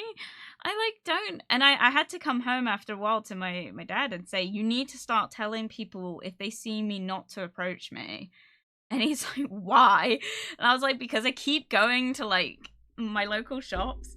Can I like, my chair's so close and I can't get back on it. Ugh. I had to say to my dad, you need to start telling people not to approach me. And he's like, why? And I'm like, because I can't talk to them. He's like, but you do. I'm like, I mutter out one-word responses and these people are going to think I'm so rude, but I can't talk to them. I don't know them. And it's really awkward because I'm just like stood there like an idiot, not able to say anything. Life's hard being famous. I'm not famous. That's the problem. And neither is my dad. But like, it's the problem. But he's the mayor. Jasper's like a princess or something. Bruh, not even. Not even close. But it's like, you're getting more famous. Not in the sense that people are going to come out on the streets and know who I am. I don't look anything like my VTuber model. But like, the point being is like, also fuck off, I'm not getting famous at all. But the problem is that people know my family and they'll come up to me just in general chatter and try and talk to me about my family and I never know what to say and I try to give one-word responses and then they'll try and like encourage the conversation because my dad's a real chatter. My dad talks for hours to people. We can't trust him to go to Tesco on his own without like talking to 5 different people for 3 hours, right? This used to be a real problem. It's less of a problem now, but like by the end of the year, everyone will know the VTuber JasperWackx. I don't think so. I don't think so. But like straight up, like people will see me and be like, "Oh, you're this person's daughter, Jasper, right?" And I'm like, what do I say? And I can't say. I can't talk, and I really struggle with like not talking. And sometimes I can pull up the mask enough to communicate. It depends what kind of day I'm having. If I know the person, I will talk to them, but very briefly. If I don't know the person, I just nod and smile until they ask me a question and then I give one-word responses. And the problem is these are people that are older, so they don't understand why I'm not looking them in the eye. They don't understand why I'm being rude and not giving a full conversation. They don't get it. And I can't explain to them because I don't know myself. And this is the reason, this is one of the many reasons why I'm seeking out an autism diagnosis. Another thing I need to get into, hang on, to be fair, I know someone who became like a local celebrity in the area of Cornwall she lived in. So I think it's just the kind of place where people all talk to each other. It is very much, especially when you live, because I don't live in like, there aren't really cities here. It's like lots of small like areas. I live in a very small area. Realistically, I'm fortunate enough that I look different enough from my family that if they don't know me personally, I don't get approached anymore. But when I was a kid, it was a real problem. But it's less of a problem now because I changed my look so much. So unless they know me very well, they won't talk to me. And I had to say to my dad, you need to stop getting people to talk to me because I can't talk to them. And it's hard. I swear to God, how did Jasper keep becoming more and more adorable to the point you want to hug and protect her? Oh. Thank you. I think because I'm just so awkward and just so socially just inept that I'm just like, I would fight someone for Jasper. We should create an army. No, I don't want an army. I don't want an army. We ride to battle at dawn.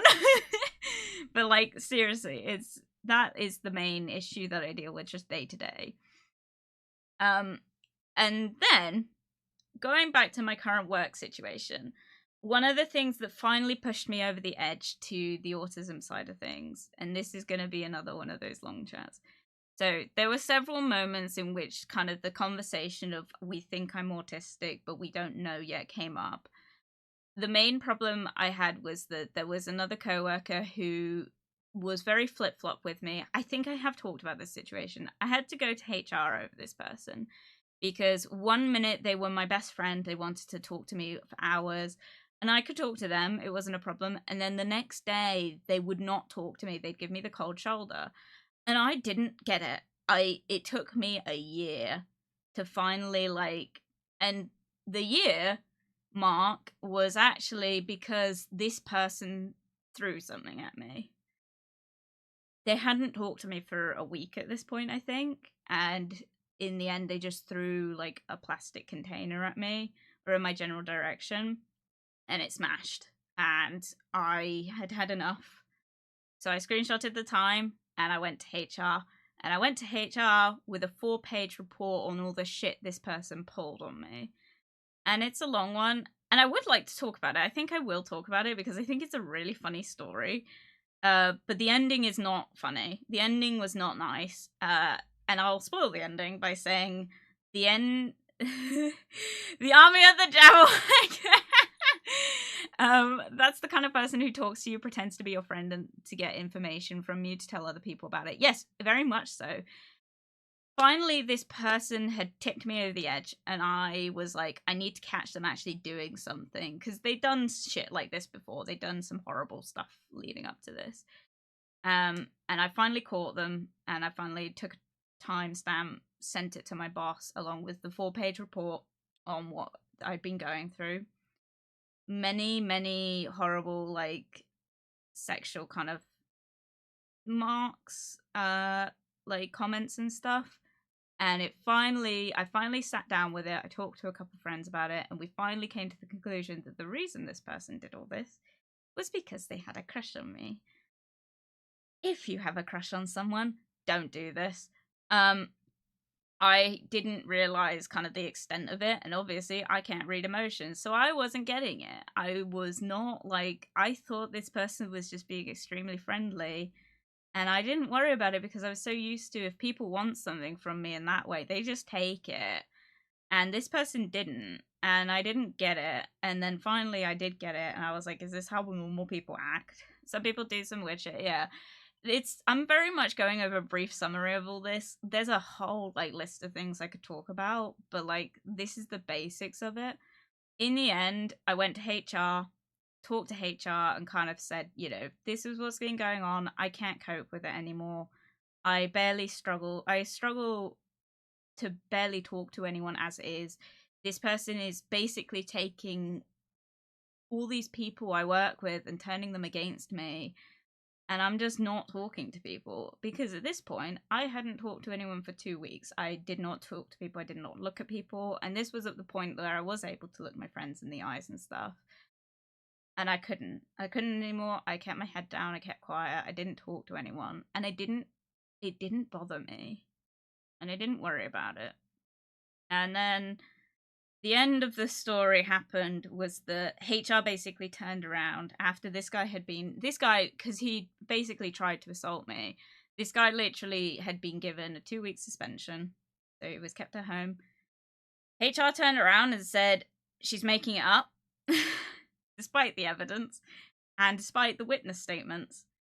And my boss turned around and gave me a lecture about how I was bullying this person, how I was, you know, bullying other people, how I wasn't a nice person, and I really should do a reality check on myself.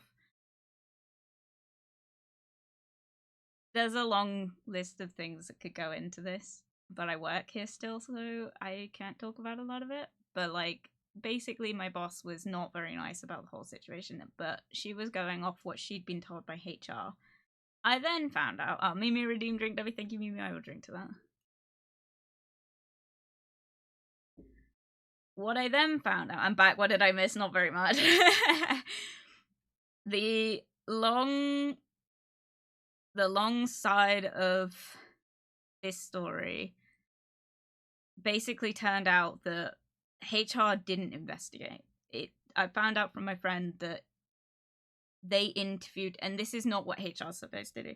They interviewed me, And then they interviewed him, and they shouldn't have. They should have interviewed me, everyone else, and then him to make a conclusion. But they interviewed him next for some reason. And as a result, when they finally came to get the witness statements, this person turned around to my friend Paul, who was the first actual witness that they spoke to, and said to him before any conversation happened, "This is all very tit for tat, isn't it?"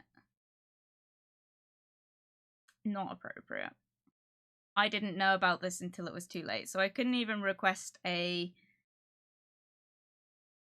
like,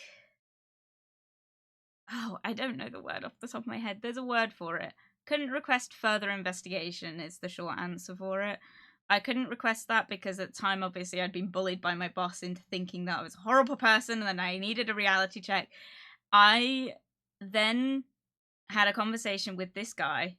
We had a meeting. We had a full-on meeting where I basically expressed to him and my boss that we think I'm autistic, so I don't read things the same as people. I took that on board. I took on, like, I was like, maybe I was just reading things wrong. Maybe you didn't mean it like that. And, you know, I'm really sorry. And it was a horrible situation and it won't happen again. Literally a week later, the shit happened again. I got isolated. I didn't talk to anyone after this. I didn't talk to my coworkers for ages after this because as far as I was concerned, they all thought I was a horrible person. And so I didn't want to talk to them. I didn't want to try and make it right. I just didn't want to be there. I looked into quitting. And then I came into our canteen and someone made a joke with me.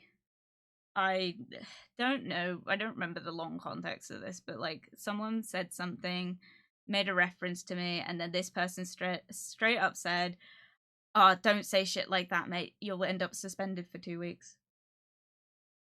He kept bringing this up. He never let it drop. I was trying very hard to move on with this, but he kept on and on at me about how I'd sent him into like 2 week suspension, like it was all my fault. It wasn't my fault. He did that to himself. He asked for it because straight up, he was bullying me. Like, I had very clearly expressed that I wasn't interested in him in my report. And I said to the guy at the report, I said, he's like, "Why do you think he's doing all this?" And I was like, "I'll be honest, I think it's because he wants to fuck me and I don't want to fuck him." And it just ended up becoming a long-standing issue. In the end, I got my current head department, my supervisor, my current supervisor, who I talk about on stream a lot. He's a great guy, straight up, like such a wonderful person. He came on board. I hated him because he came on, didn't talk to me, didn't even try and introduce himself to me for the first 2 weeks, pulled me into a meeting and called me a horrible person. Straight up, this guy had never spoken to me before. This guy had never like tried.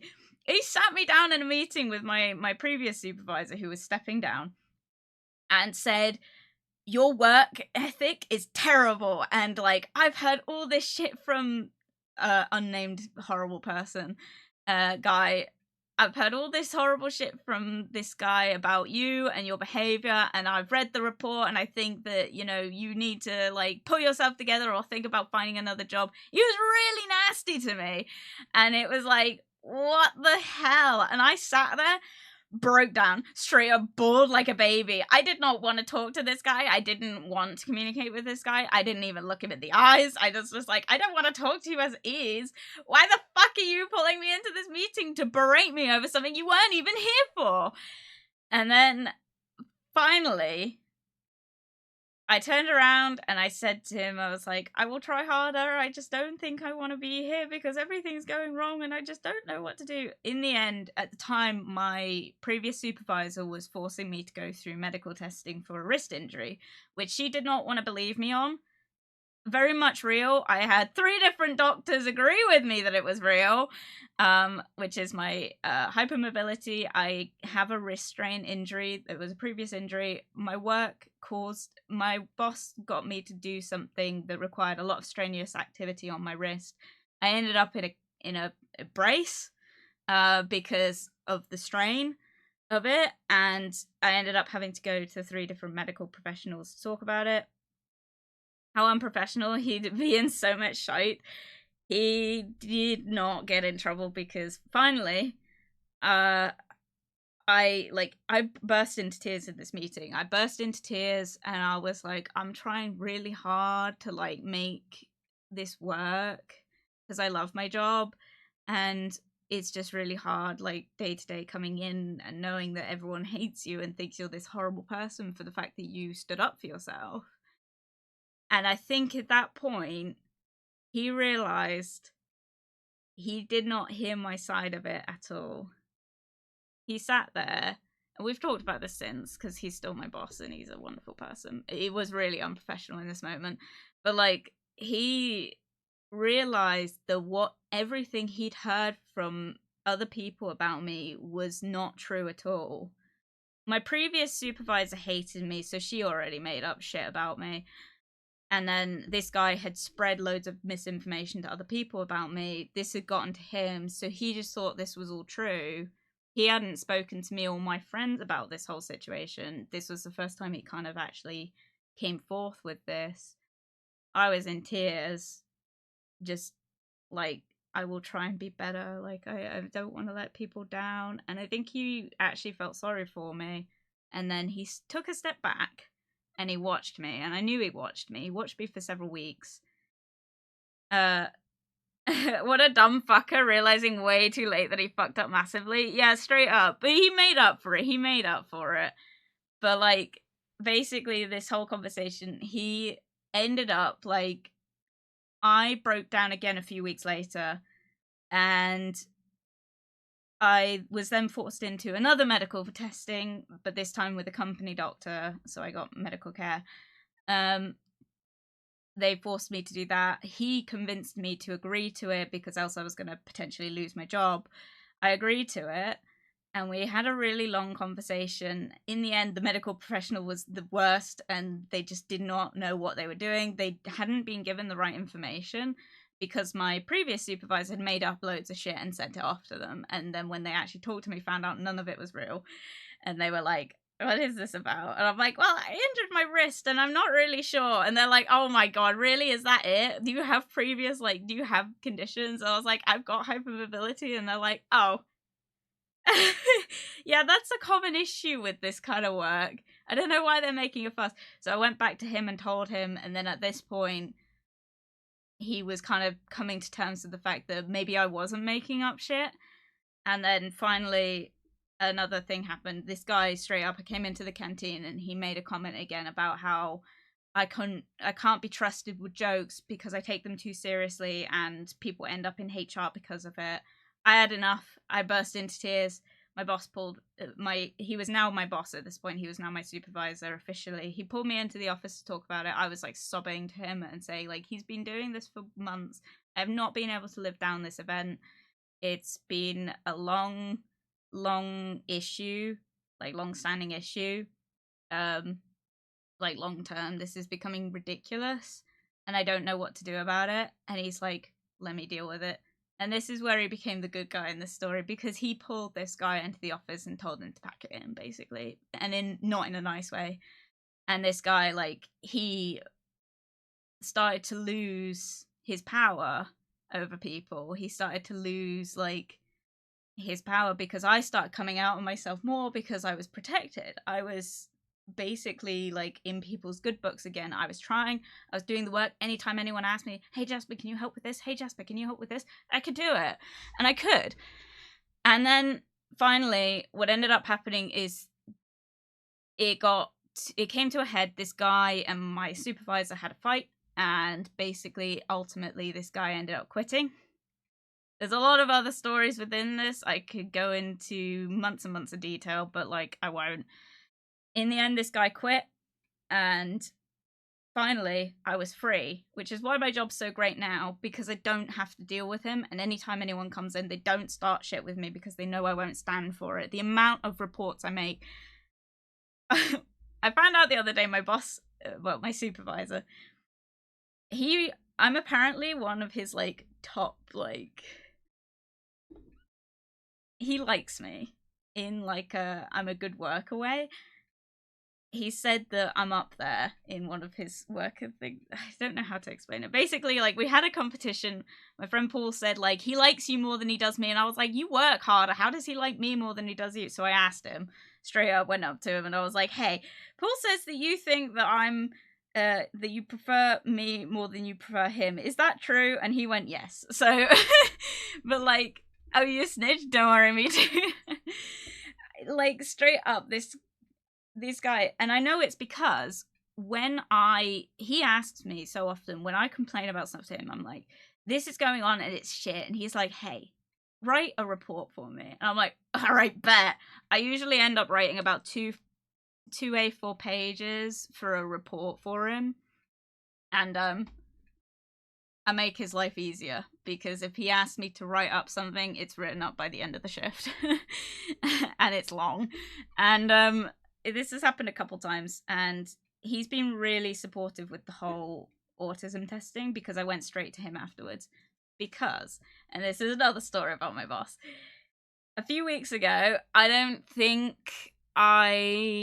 know if I streamed on this day that I requested the autism diagnosis, but I think I did talk about what happened that Saturday. So I work on Saturday mornings. I come into work, and it was a really rough week, because obviously this was the week that it snowed really bad in the UK. Everything kind of got shut down. We weren't getting like stock in, and we did get stock in, but we got too much. There weren't enough of us to kind of cope with the level of stock we got. We were behind severely. He was getting a lot of shit for it.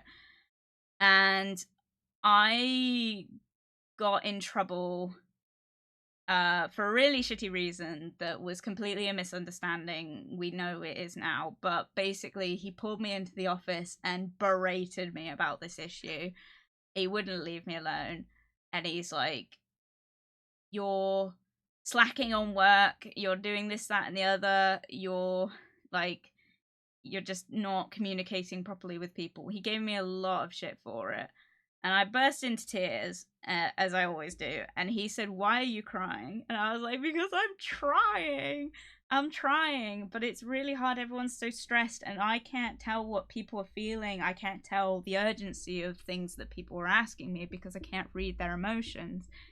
Finally, I went home really defeated, and then I finally decided it's time to get the autism diagnosis. Long story. There you go. But like, I finally came forth and I was like, I need to get diagnosed with autism.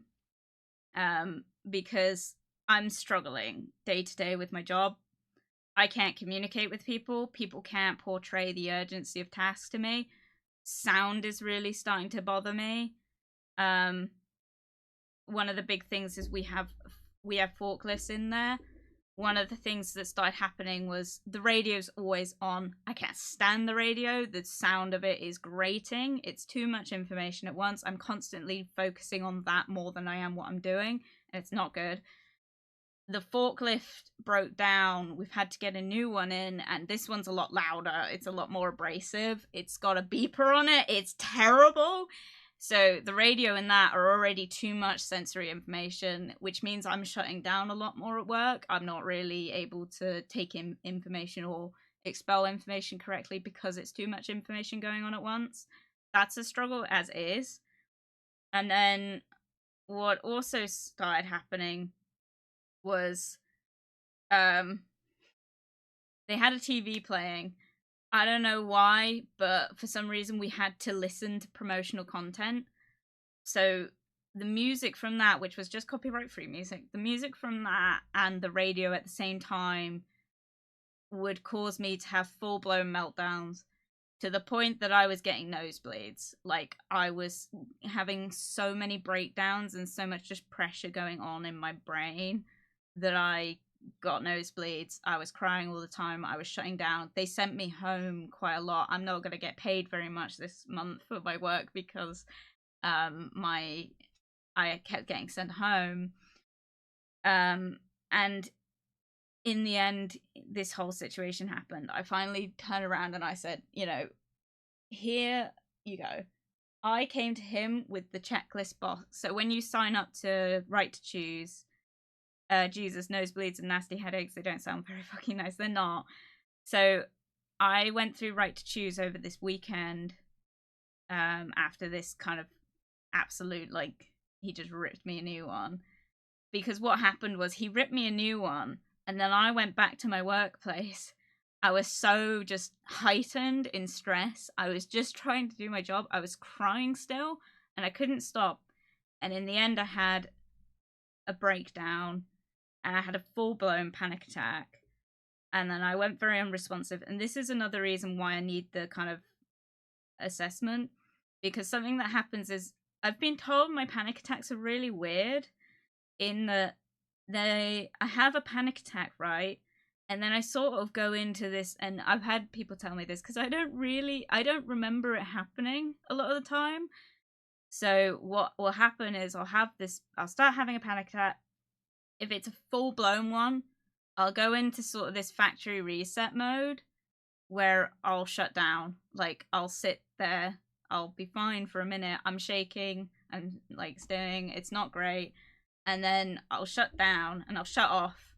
And it's really weird because apparently my pupils go massive. And I sort of lean back with my mouth open and I look off into the distance. And no one can get any information into me. No one can get any information out of me. I just sort of sit there and I'm not taking anything in. And we don't know what's going on. And it's exhausting. It's exhausting. I don't know how to reiterate how just taxed I am afterwards. And I just sit there and I'm just off. And I don't know what's going on. No one's getting any information into me. Someone came in one of the times that I was having one of these, because obviously when this happens, the first aiders have to sit with me. And I saw, apparently someone came in and tried to talk to me, and I wasn't even like, because you know when you talk to someone, sometimes they'll sort of like flicker, like you'll get some feedback, like you'll get like a little bit of an eye twitch, like a turn, like some sort of response to see someone give some sort of response back, or an acknowledgement. Someone gives an acknowledgement to the fact that they've received information. Apparently I don't do that.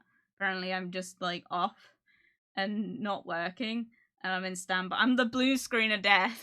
I go into the blue screen of death, or I just don't, like, I'm not, there's nothing there. I've become a very hollow shell. I don't talk. And then once I finally like reboot, I'm very quiet and I can communicate, but like I don't try to. And sometimes it happens like a few times. Sometimes if I'm having a really bad episode, like I'll really like I'll go back into it, and it's exhausting. What used to happen with that is that I used to fall asleep afterwards, but like I don't for some reason anymore.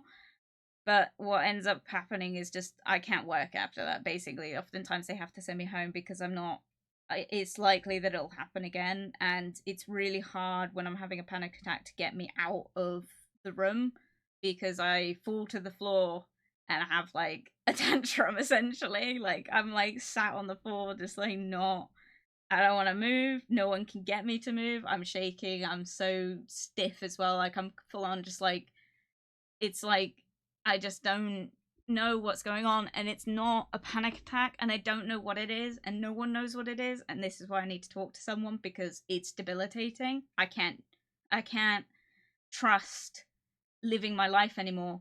The reason I had to quit KFC is because I was getting these all the time, and then I went on medication for my anxiety. It got better, but the panic attacks, when they're at their worst, this happens. I can't do anything after that. It's becoming too frequent to really do my job properly. So that's why the push has happened. That's why we've ended up going through this. I'm really sorry. This is a really long chat. We're probably not going to play Stardew today. I'm not sure. There's a type of seizure that can present like that, and seizures can be induced by stress. Not saying this is one, but yeah, anyway, toilet break, that's okay, Mimi. Yeah, I don't think it's a seizure. I don't know what it is. I'm not sure. This is why I need to talk to a medical professional, because this is ridiculous now. Yeah, any response? No, there is none. It's like, There's nothing there. I don't know anything about it. I'll recall what's happened for like a few hours, and then it goes, and I couldn't even tell you. I've been told it happens, but I don't know. I don't remember it happening. Oftentimes I don't remember the panic attacks either. And it's like, so a lot of the time when people like sit me down and they're like, so what happened? I can't tell them because I don't remember. And it's like my brain sort of wipes it and doesn't let me remember. Probably trauma based, like probably something like I found it too traumatic to remember. I don't know. But it's becoming like, it's what tipped us off that it's not normal was the pupil thing. Obviously, I'm like completely like unresponsive in any way, shape, or form. I move. I've been told I move. I've been told like I do like move sometimes, but I don't like respond. And it's it's not normal, and I'm very aware it's not normal. I'm very sorry. I also don't want to sit here and say it's a seizure. I don't think it is. I don't know though. And I don't have enough information about what happens to really reiterate. This is why I also need someone to come with me when eventually they do see me about this like diagnosing thing, because I need someone else to kind of relay what happens. Paul experiences them a lot. He sees them happen a lot. Or he's told me, because I keep, apparently what happened, this happened the other time, I kept apologizing when it happened, and then I said, I'm sorry, I don't know what happens. I saw going to the state and I don't remember anything, and everyone tells me it happened. And he's like, I've seen it before. I'm like, oh, have you? With who? And he's like, you. I was like, what? Apparently, I didn't realize that he'd seen them because I don't remember. This is such a long story, but basically that's the big reason why I need help, is because I'm starting to not be able to navigate my life. I don't know what sets me off. I don't have any kind of, I can't tell my workplace, hey, here's what needs to be put in place for me so I can get help that I need, and that you guys know how to not trigger things happening. I can't say that to them without a formal diagnosis. I can't get things put in place. A lot of people, like when I kind of said that, I'm seeking out, I think Nick was saying something in chat about, they don't need assistance, that they've never sought out a diagnosis. For me, it's like, I need assistance. I do need assistance because I'm not functioning. I can't go to the shops on my own. I don't have the best, forward planning. I have a list of things I need doing, but I can't pull myself to do them. I can't, I struggle in supermarkets when the music's playing and there's children crying. Children crying sets me off really bad. And food, and just, I don't get enough nutritional value because I struggle with food as well. And that's a whole nother topic, in that my food is very, like, limited. I eat the exact same thing every single day on rotation. My food is very, very beige. I try to eat a lot of chicken and stuff because that's a safe food. I could never do veganism. I want to do veganism, but because my palate's so limited as it is, becoming a vegan would basically cut off all the nutrition. There would be nothing. There's probably another reason why I ended up with vitamin deficiency recently. I also got scurvy in COVID because I don't eat fruit or veg, because I went into this state of just accepting the fact that I didn't need to do anything I didn't want to. So I didn't, and then I got problems. This is becoming like, it crops up when stuff's going wrong more in my life, or if I'm under a lot of stress. Last year was incredibly stressful because of everything that's going on. I need help. I am surprised I've managed to keep streaming for so long, because I have a routine and my life is fit around the routine of streaming and working so that I can do things, but I have no life outside of that. I can't drop things and go and do something. but I hyper focus on things that I'm interested in. Streaming, I hyper focused on for quite a while. I'm not very hyper focused on it at the minute, as you guys can tell. Piercing, I hyper focus on. Piercing, I'm like super in on the care and self care and stuff with it, and I know exactly who I've got to go to. I do not deviate outside of that. I have a strict routine with cleaning and taking care of piercings. If things go wrong, I don't really know why, because I'm doing everything I can to like prevent that. Piercing is such a like, it's got a grip on me about how much I care about it. I will never be able to go into a job that I can't have my piercings in, because they're such a big special interest of mine, and I just need, it's a problem. Yeah, the moment, sorry, I'm not reading chat, but yeah, the moment someone's brain shuts off, don't have them do any more work, get them safely home. Okay, thank you very much. You need to be someone to be there with you to acquire all the knowledge and information relayed to you and bring it back to you in pieces. Yes, and this is what I mean. So this is why I also need a roommate. And here's another thing. I think it's a good time to talk about Paul. I'm not going to go into detail too much, but likely because Paul will become my roommate, Paul will probably become my like carer, which I don't like saying because obviously I still don't know if I've got autism or not yet. But realistically, if there is a care plan put in place, he will be labeled as my primary carer, which is horrible to have to put on someone, but he's around me pretty much 90% of the time. Not when I'm at home, obviously, but like when I work, he's there, and when I'm home, sometimes he's here. And he goes to the shops with me. He does everything with me. I'm not ready to talk about it.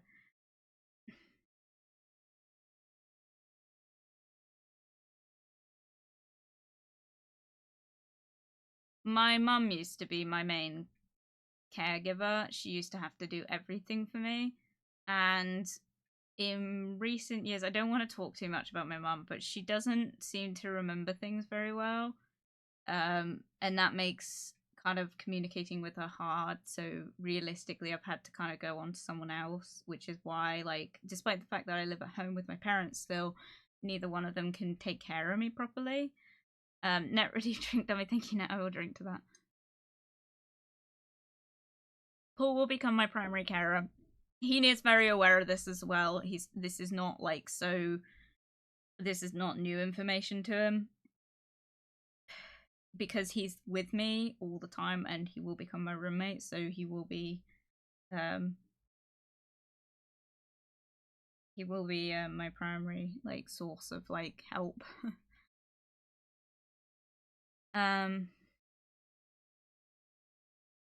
So what memberships we gonna buy? What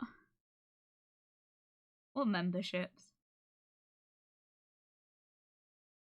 Yeah, so some people who have the autism don't need assistance, some people do need the assistance, and some people like me, there's a solid guess of the autism, but I can still function properly without a diagnosis. This is why I haven't ever sought out a diagnosis, because for the longest time we just thought I was, if I was the membership in your title. God damn it, this is because we're still gonna play Stardew. I will get round to it. I'm sorry this has been like a 2-hour like conversation, but I think it's important. So the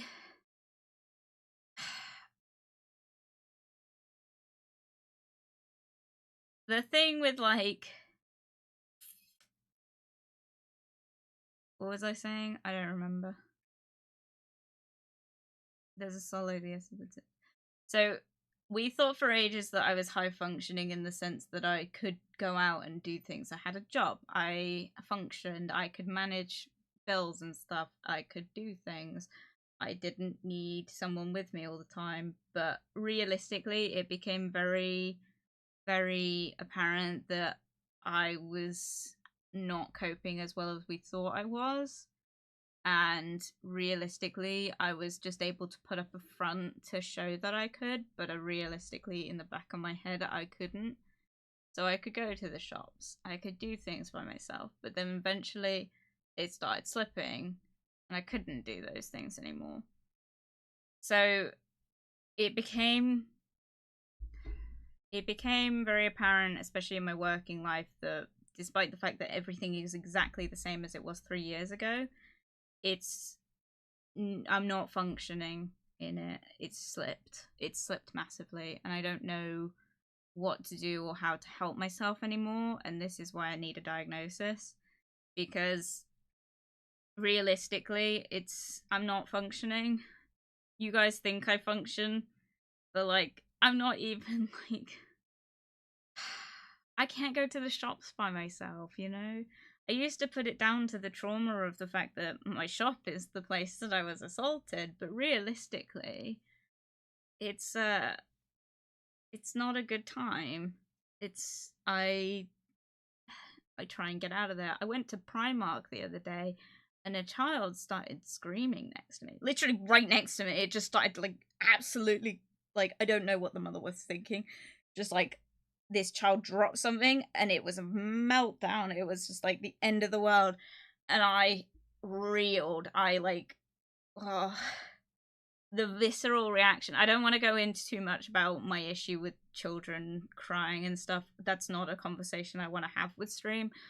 But there is like a very bad issue that I have with it, and it just like it causes a visceral reaction. It's a very bad reaction, and I didn't know what to do because I was trying not to have. I've never had this reaction, but I want to have this reaction, and it's a fight because I don't want to also start screaming and crying, but like I want to. If that makes sense. Like it's like the second a child starts screaming in my vicinity, it's like shut down. And this happened Saturday, and I was in the queue. I couldn't leave. Fortunately, Paul was here, so I didn't have to. But the second we checked out, we were out of there, and he dragged me through the entire shop and got me out, and he was very good with me. But it, like, he could see, like, the just shutdown happen. I started shaking very violently, and fortunately, I didn't have a panic attack, but it's like, it was coming, and we were not. It was just, like, the end of the world. But yeah, sorry. Your mom is so amazing. She is. Sorry, I wasn't reading chat. If he's fine with it and being called your primary caregiver to keep you safe and to keep you from having problems, don't refer to him as your caregiver but guardian. Essentially, this is the issue, and this is what we need to kind of discuss with, like, if I do get diagnosed, what they need to say. And the thing is, at this point, I need to accept the fact that I might not be diagnosed. Realistically, if I'm not, I'll probably seek out further investigation. But like realistically, like if we can kind of get the diagnosis and get this kind of relayed information, there will be a care plan put in place most likely, because I need that, and that's what we need to discuss with them, is how to help me live a normal life, what I need help with, who I need to go to, who needs to kind of take care of things for me. Realistically, I'm 23. I've got a lot more years of dealing with this, and things are just not going great. If the like it's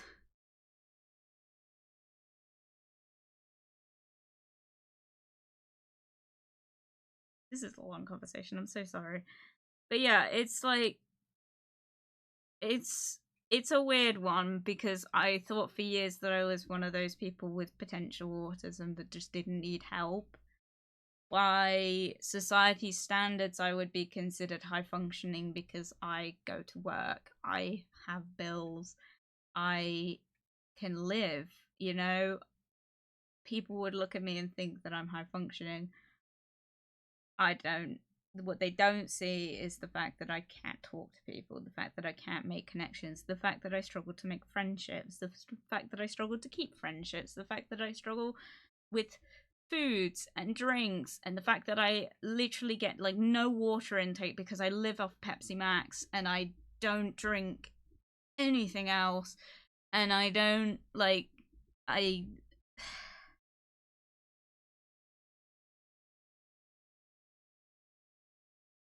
yeah, it's a difficult one because I don't know how much I want to talk about. It's the fact that I can't be trusted to look after myself anymore. I can't trust myself to take care of myself. I don't know how to. I've lost the ability how to. I need someone to tell me how to, because no one knows how to take care of me. And I don't know myself, and it's a rough one. And I think that I need to kind of move on from this conversation. But yeah, it's a. I live like. I don't deviate. I'm very straight lined, and I need help to deviate because I can't do it. And I need a care plan put in place so I can actually do life. And I don't know how to. And I'm really having a breakdown talking about this, and I just can't do this.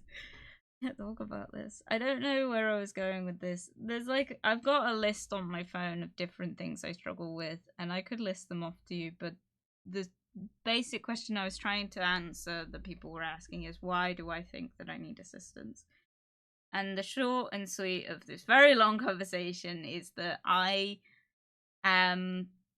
been going through my life barely taking care of myself, and it's gotten to the point where I'm not taking care of myself.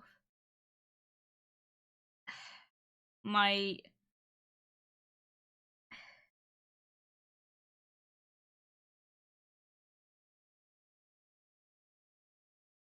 I think I need a break. I'm not taking care of myself is the short answer of this. I'm not able to take care of myself. I'm not able. I have to kind of think about the long-term solution because I'm going to be moving out. I'm going to be getting my own house. I'm going to be managing my own bills. I've got to learn to do the washing. I've got to learn to do the cleaning for myself. I can do most things, but I can't do everything. And this is why I need a roommate. Paul's very aware of what he's going to have to do, and he's going to have to help me with things like the washing machine and stuff. I can't do. Can't do it. I can put it in. I can't take it out. I can't put it into the tumble dryer. I can take it out of the tumble dryer. I can't hang out clothes on a clothesline because the wetness upsets me, and thinking about it upsets me. And food and just all of it, and I just don't know where I'm going with any of this.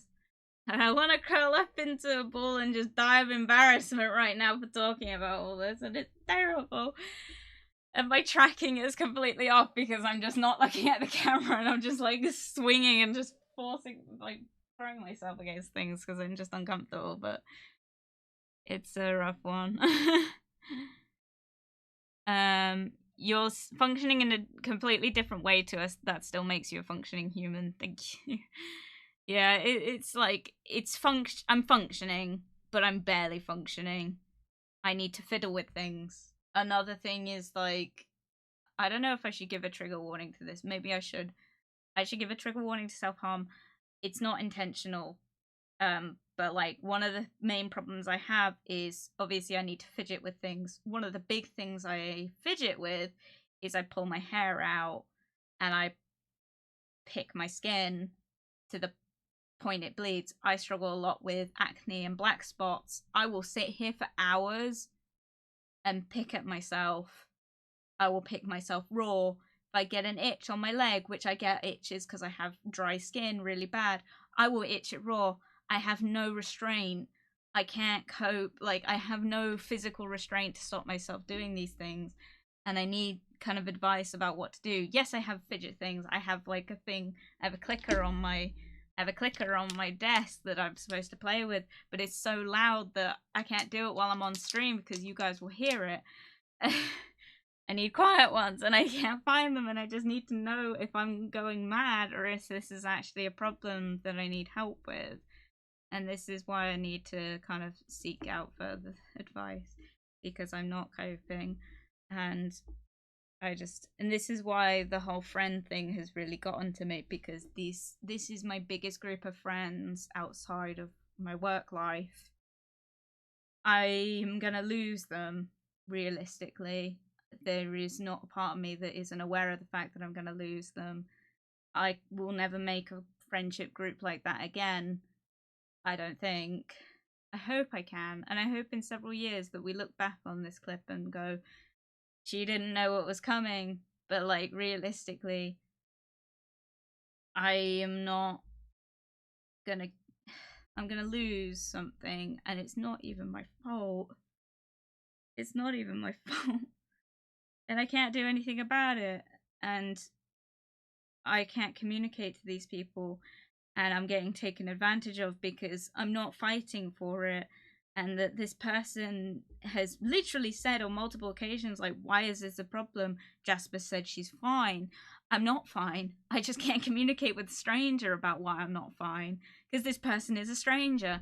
And they've ruined my life because I can't say, like, I can't stand up for myself.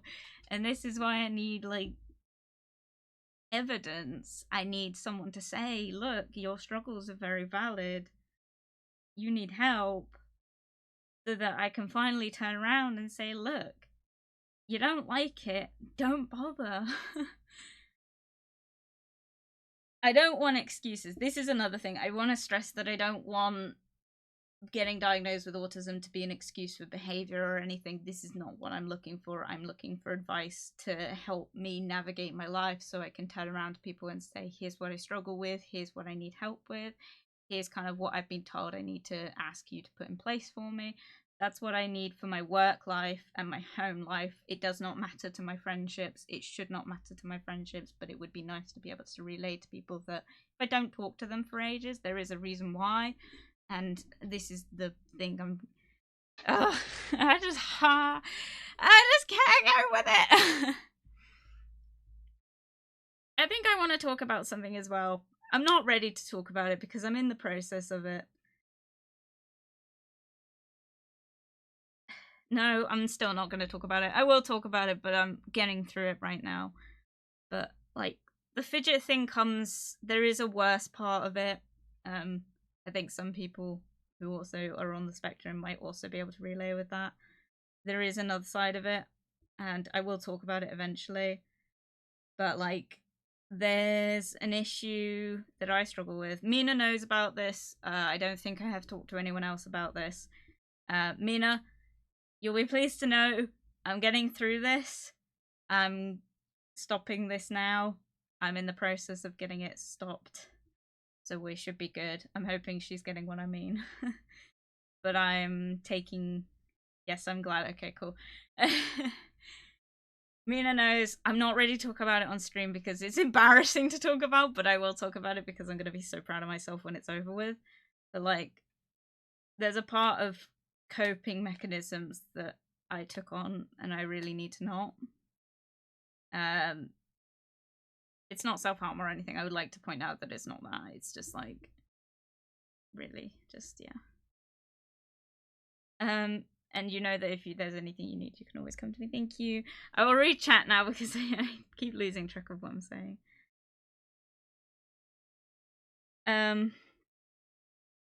Needing assistance with it, that doesn't make you less human. Don't forget that. Thank you very much. I do appreciate it.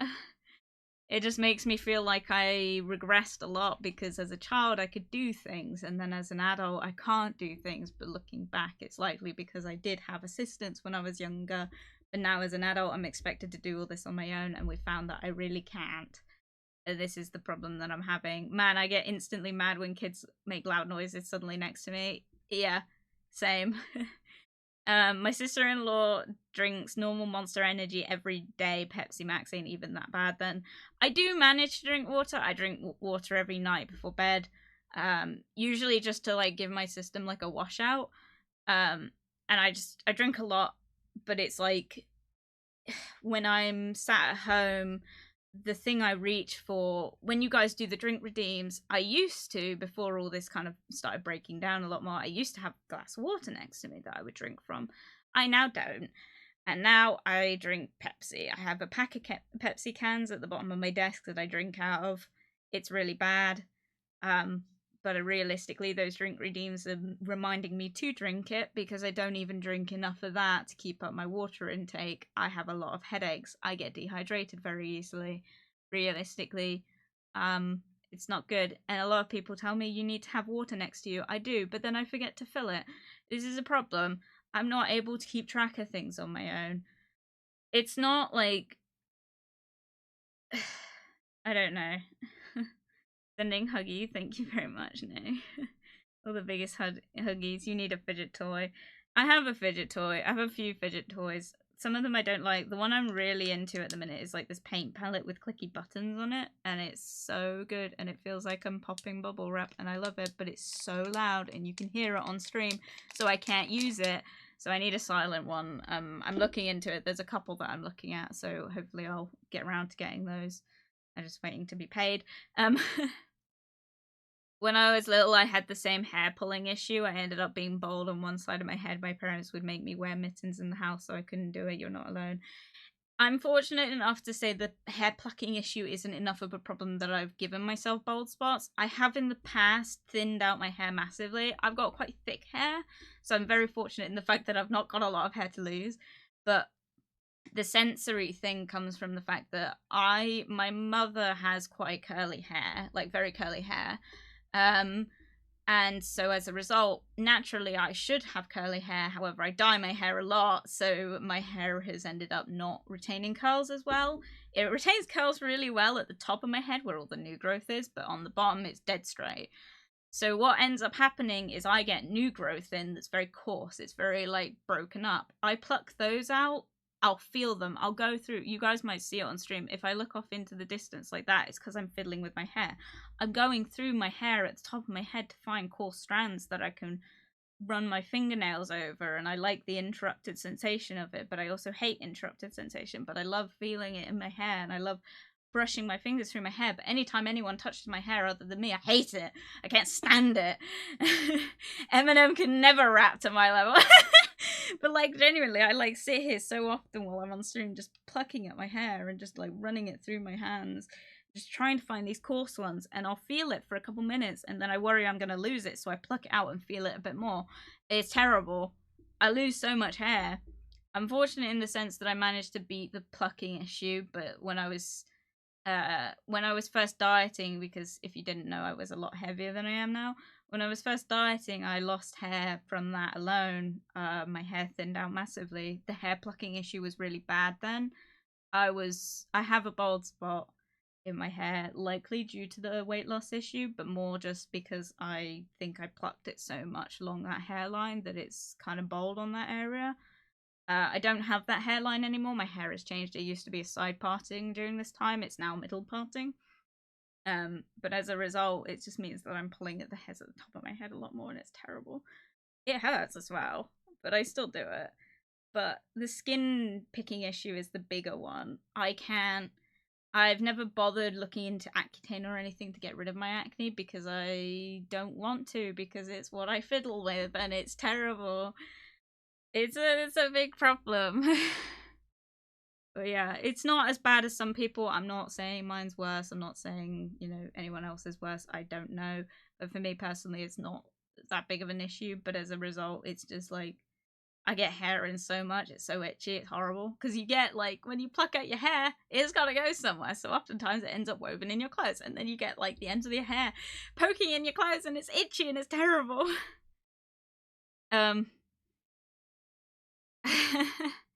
Sorry.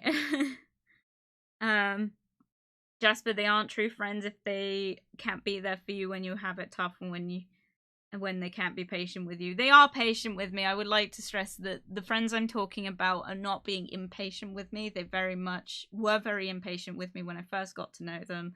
But what they didn't realize at the time, because at the time I was dating someone who very much told them that I was stupid on purpose, that I pretended to be stupid and that I wasn't very... and made fun of me a lot, and so they in turn made fun of me and didn't realize that the reason I was going quiet wasn't because I wanted attention, it was because I didn't know how else to say things. And realistically, welcome Maddis, sorry I didn't see your chatter then. welcome, good to see you. They weren't patient with me until one day I finally turned around to them and said, hey, just so you know, I'm trying to change myself to be better. If you've got any advice, let me know. Because I'd been told these people hated me. I'd been told for so long that these people didn't like me. So completely missing social cues. Most normal people, when they're told, like, this person hates you, they wouldn't confront them. And if they did, it would be a fight. So what I did instead was I was like, oh, if they don't like me, I should find out why so I can change myself. This is a problem. This is a problem I struggle with a lot. So I went to all these people, I sent them all messages, and I was like, hey, be honest with me. I know that I'm a bit of a hassle to deal with, and I'm completely fine if that's not something that you want to associate with me because of. But like, could you let me know what you find annoying about me so like I can change it and try and be a better person? And they were horrified. They were horrified. And rightfully so, because what they didn't realize was that there was a problem. I was not trying to be annoying. I wasn't trying to be difficult. I was struggling. And they didn't realize because this person made it out to seem like I was doing it on purpose. They realized very quickly I was not. And that's when we all became the best of friends because they all were like, dude, what the fuck? Like, you're cool. Like, don't worry about it. And then finally I started coming into things and being more myself, being more open, being more out there, sharing my interests, asking questions, getting to know people. And finally we all became really great friends because I came out of my comfort zone because I was so conscious of the fact that people didn't like me for my interests because my boyfriend at the time didn't like me because of my interests. I couldn't like anything that he liked. It was dumb if I liked it as well. So it became a really big problem, but then I sorted it myself by completely being unsocially aware, but it was cool because then these people realized that actually I am just socially inept and that it's not a problem. And now we're all friends. And we've been friends for quite a while. They are looking out for me, and with this situation going on currently, they have been defending me massively, and I want to say a huge thank you to them for it. But I also want to talk about that issue on a separate time because I don't want them to defend me anymore on it because it's realistically going to cause problems later down the line for them. And I'm quite happy to step away at this point if it means that they get to live happier lives. But yeah. Sorry, I'm not really reading chat very well. Jasper, I know if there's ever a moment which a bunch of us here in the stream meet up, you are getting the big hugs and I will be the tall, scary, friendly guy keeping the group safe if needs be. Thank you, Nick. Very much appreciated. Nick's right, you're gonna get big hugs. Thank you. I'm sorry. I know I come onto the streams and you guys think that I'm just this like weirdo that just like is quiet and just doesn't talk to people. I have no social connections. I don't socialize with people. I didn't learn how to socialize with people. My former play in school, when you're supposed to develop your social cues and learn how to communicate with others, learn how to upset people, learn how to make up with people, that sort of stuff, I didn't learn because I didn't interact with anyone in school. Fun story, actually. My parents got called in school once. Something unplugged from my computer then. Something that happened when I was in primary school was that my parents got called into the school and sat down and someone told them, hey, we're concerned about Jasper because she doesn't interact with the other kids. Like, the only interaction she really gets is like others making fun of her, but realistically, like, they told my parents, and I don't really have the like long story of this because they don't really remember, but the short of it was that they got called in and told that I don't have social cues, I don't interact with the other kids, I would rather be on my own. One of the big things I have talked about is that my play in the playground, if it wasn't to do with my special interest, because obviously I did have other friends, I did have people I thought were friends, apparently they weren't, but like I had other kids that had the same interests as me, so what we would do for play would be to reenact scenes from Doctor Who, because at the time that was my special interest.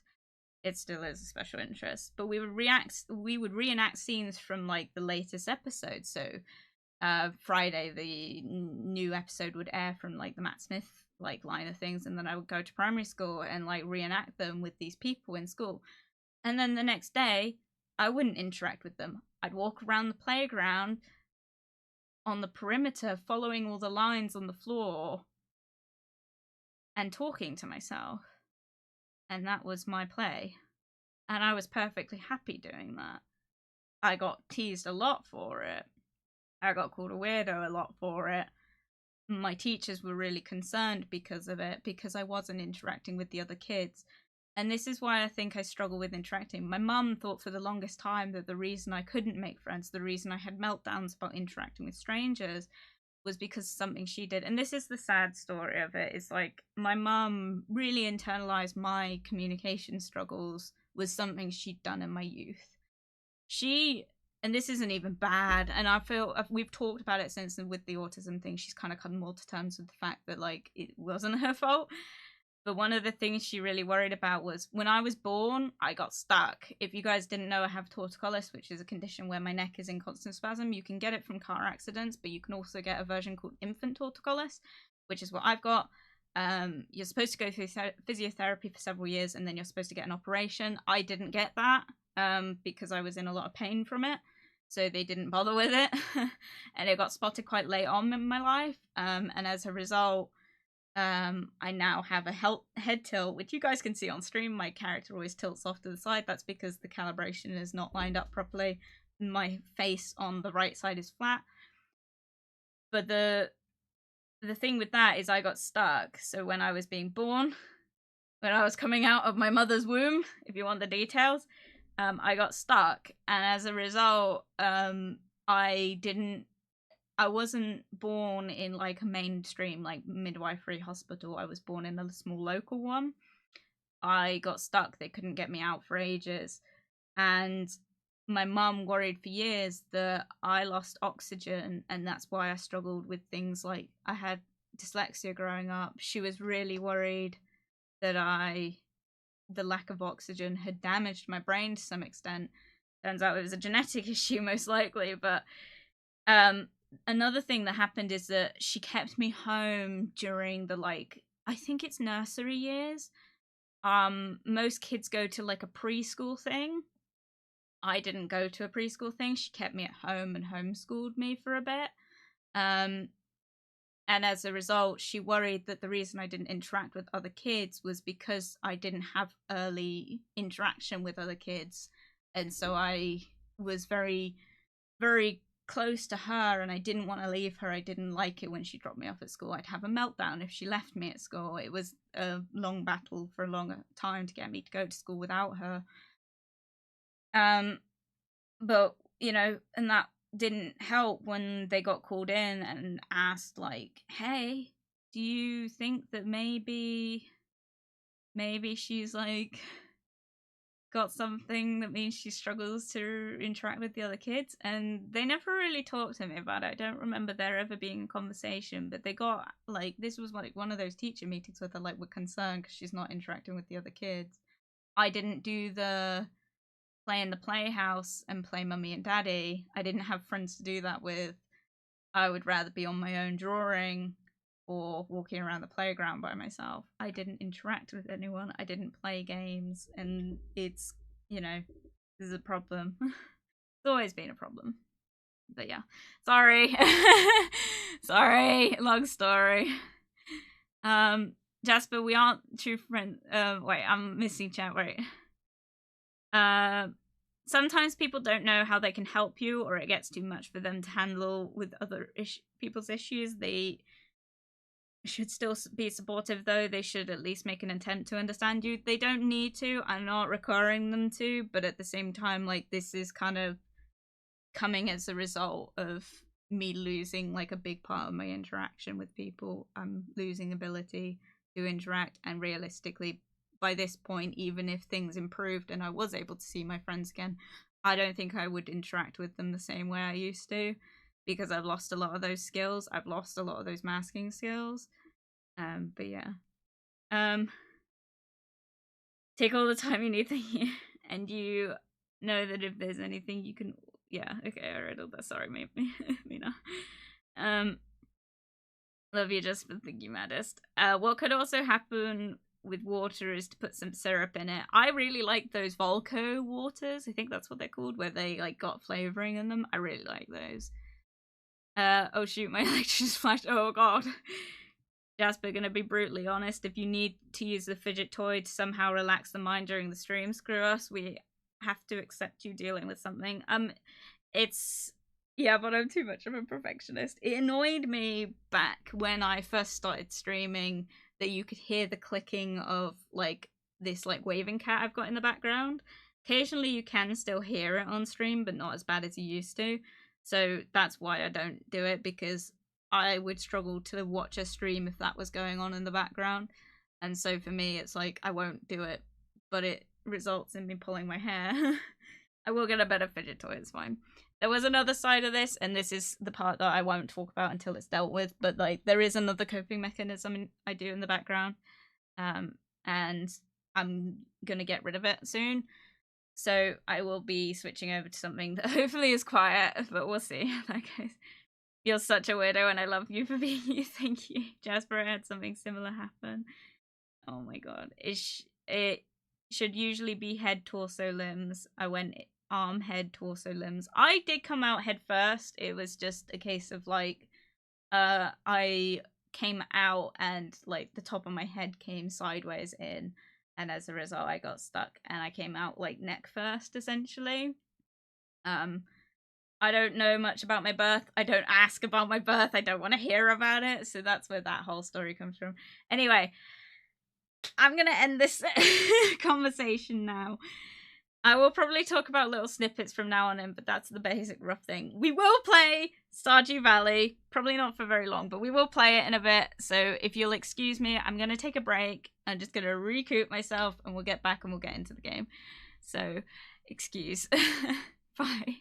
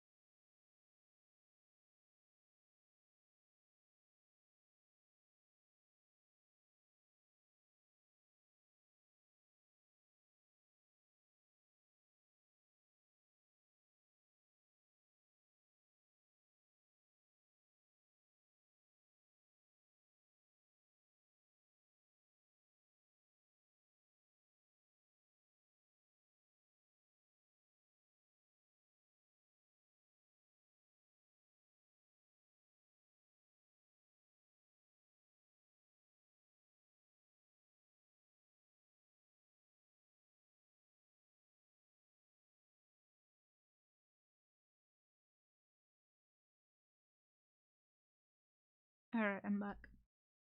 Ugh. I'm very sorry. And I will keep apologizing. I'm very not good at communicating. Welcome back, thank you. Bruh.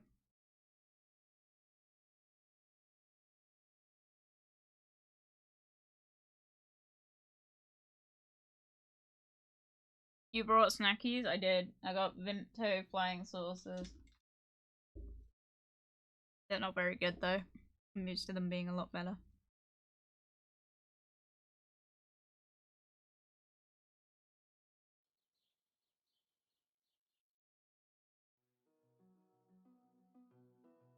Right. We're gonna briefly play this. Oh, I should probably change the stream category.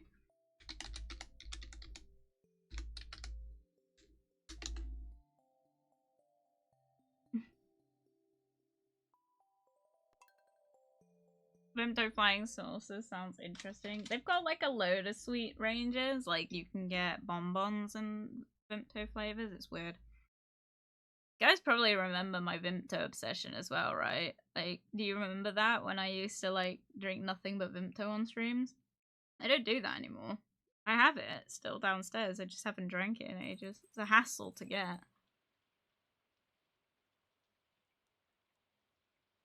Alright. I can't remember what we were doing. Yeah. Sorry that the conversation ended up being a really long just waffle about, like, my struggles.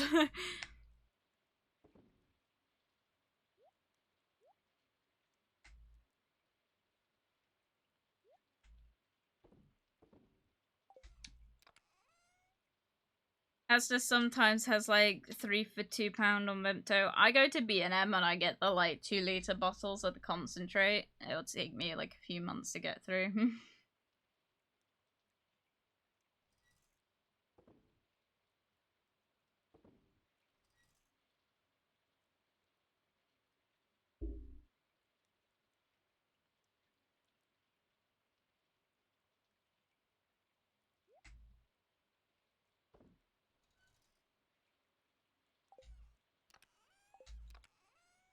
um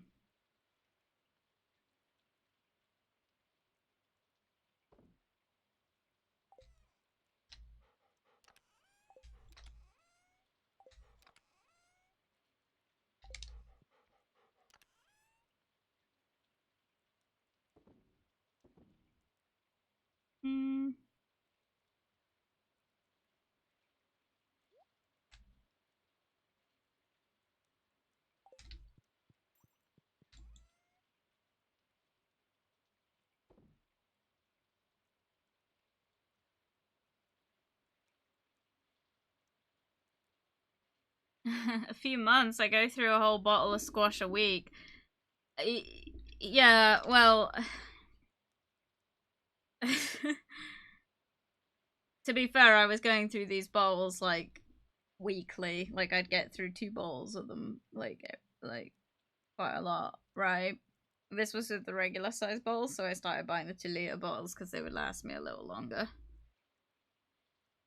You're drinking too much squash, GP. Yeah, well, I can't drink water, it's the next best thing. Yeah, like, you see, this is a struggle, isn't it? Can't do it.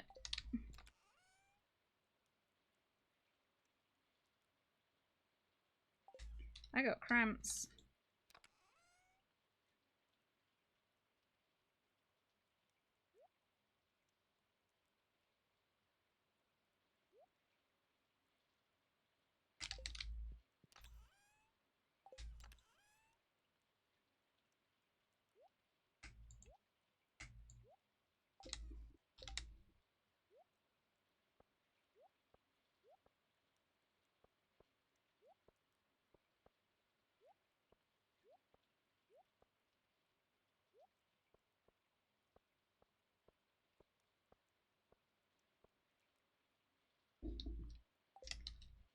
What's the plan on Stardew today? To be honest, I didn't talk to Harvey. He's leaving.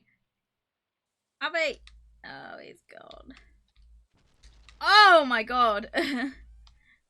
Almost died. I don't know. We need to sort this out. We gotta get one of these, so I gotta figure that out. And then we've also gotta get that one, but that one's like at level 80 on the fucking mines. So we gotta go to the mines today because it's raining.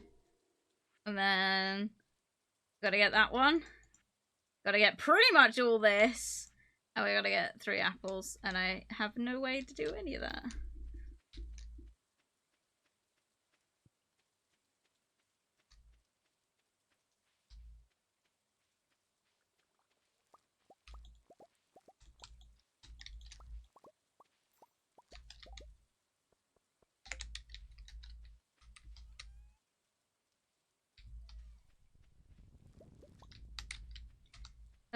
But it's the community center and it's taking too long, which is why the membership joke is in the title, because I'm like, at this point, we probably would have made more progress by buying the fucking membership than we did with, like, the other stuff.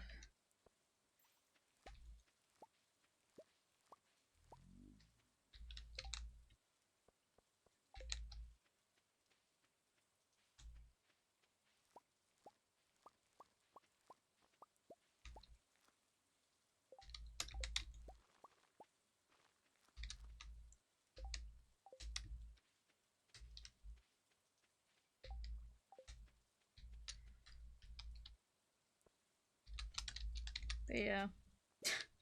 Oh, so bad at streaming. I'm so sorry. I'm like exhausted after that conversation.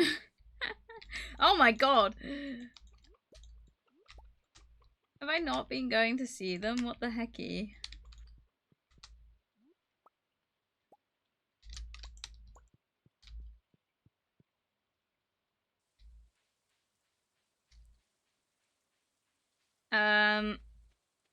I do set a water jug,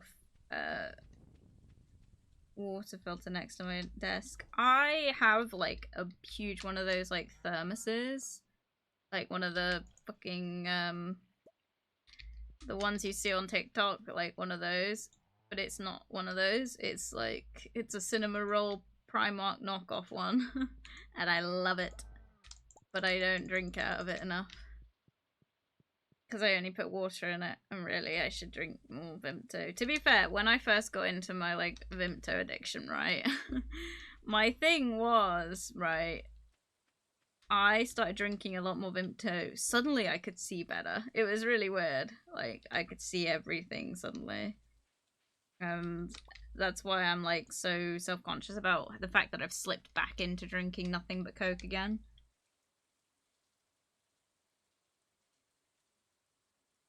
But I won't stop.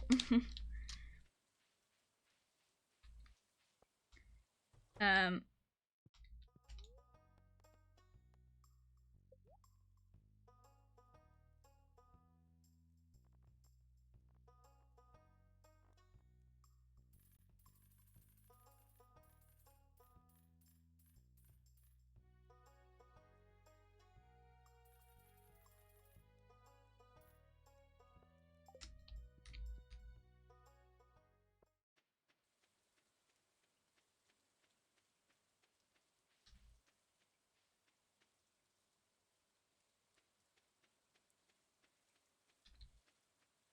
Another thing you guys might notice is that I talk for like an hour to 2 hours before we play any games on stream, right?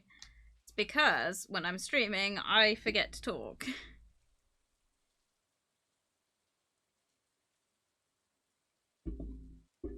I just don't know what to do.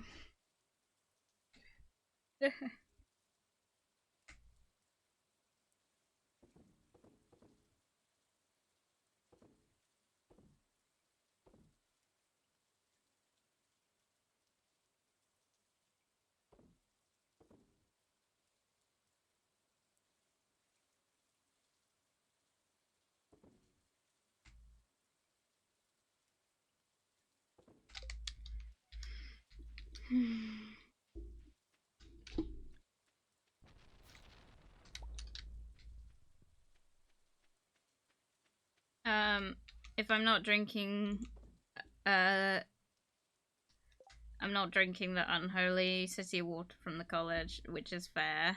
It only took me a week to replace the filter in the thing I'm actually drinking, not juice boxes.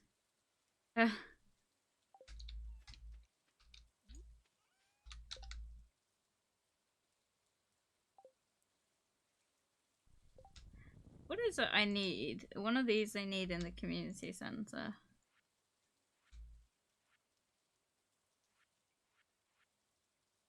Oak resin. What does an oak tree look like?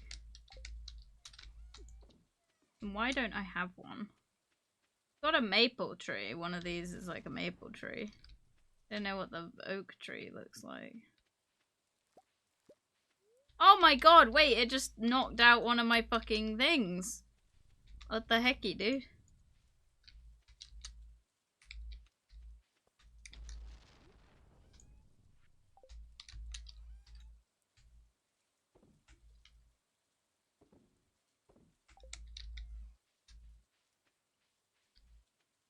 Oh my god, the lightning just kill your plant straight up, dude.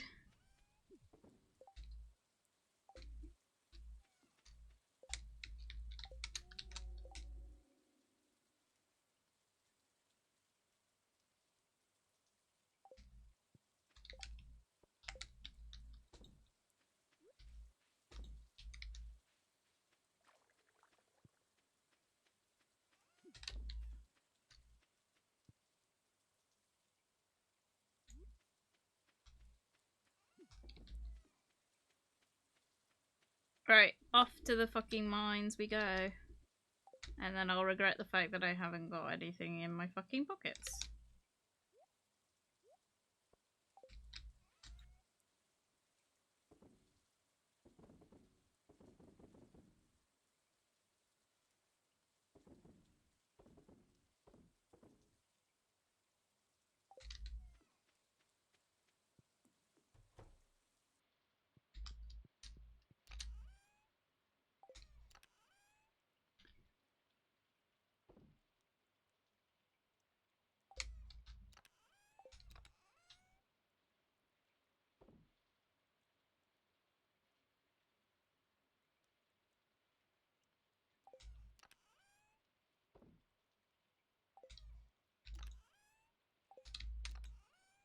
I don't have enough space.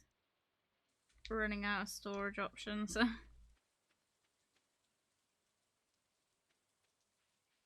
really know.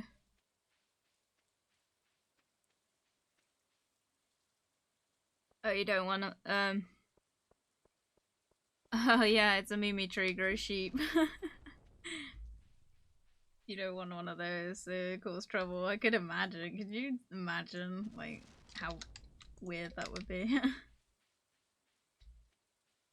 How did you even read that sentence? I don't even know what it says and I wrote it. I think because I have dyslexia and I'm used to being with other dyslexic kids and, oh, knowing how to read things. Oh yeah, this happened! Hi Jasper. It's odd, I'm not sure what caused this boulder to disappear. I wonder! Its stream is flowing from the deep within the mountain.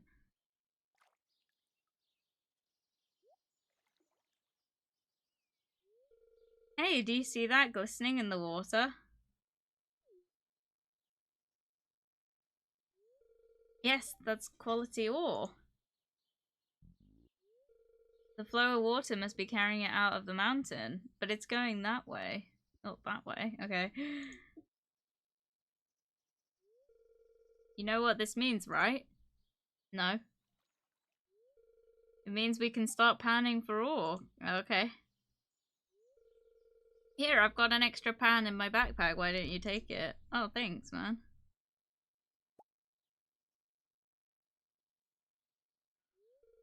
If you ever see ore glistening in the water, use that pan to see what you find. Cool. You received a copper pan.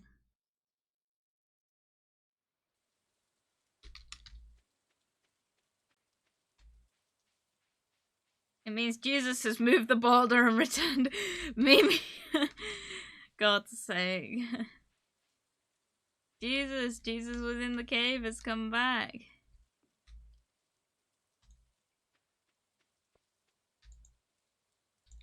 So how do I use this?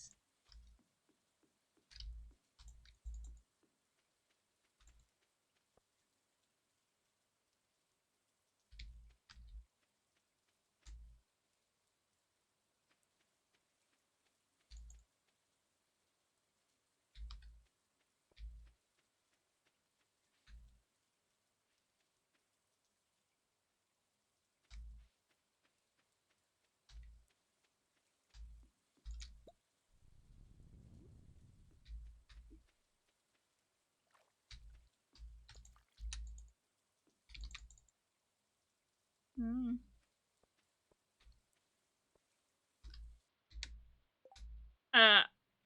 I could do with a Mimi. Oh wait, no Easter yet. Oh my god, but like fucking every fucking shopping center thinks it's Easter already. You seen it? Out of order, great.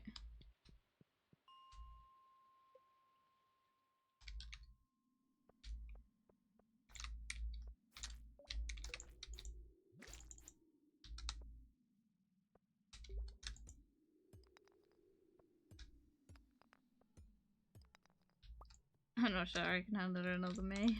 God.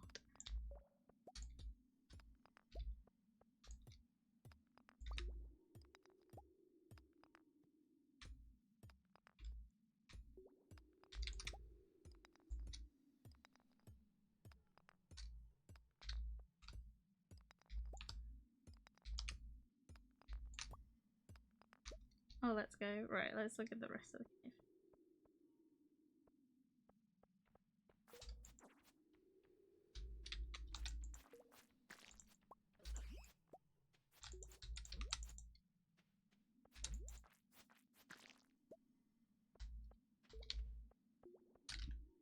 Okay. Nothing here. Why does your character just look just like Marine? What? Excuse me? What? Oh.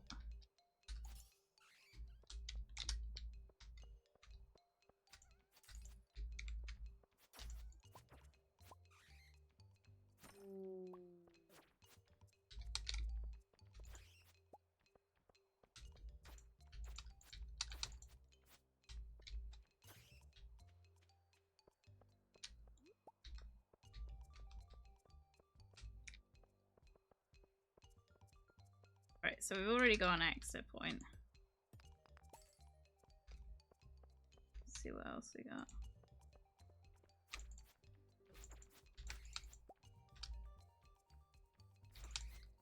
Oh, look at that. What's the secret note?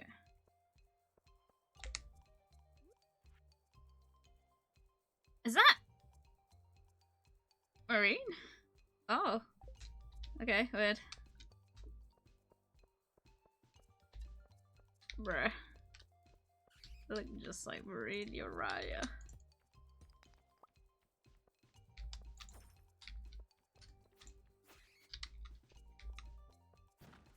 Something as well that I'm noticing is this game is lagging. I don't know if it's showing up on stream, but it's lagging for me a bit. Which makes me really start to question like if my PC is kind of starting to slow down a bit.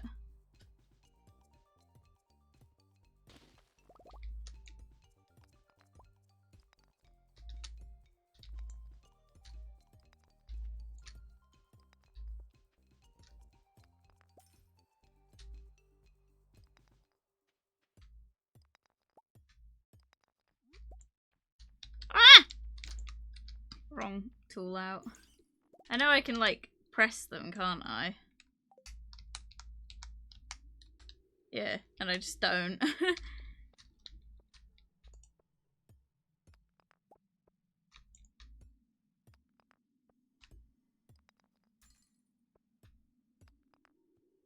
I don't want one, it's all messy and shit. Get a Jasper instead. I am not much better. We just had a conversation about how much of a problematic person I am.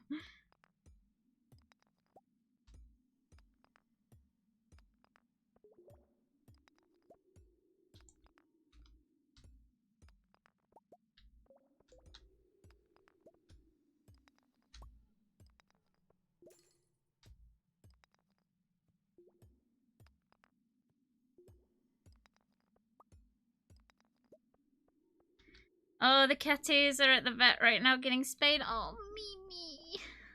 I'm so sorry. I hope they get better soon. Waiting for the vet to call. Hopefully it's successful. I mean, I'm sure it is. Good for you taking care of your pets.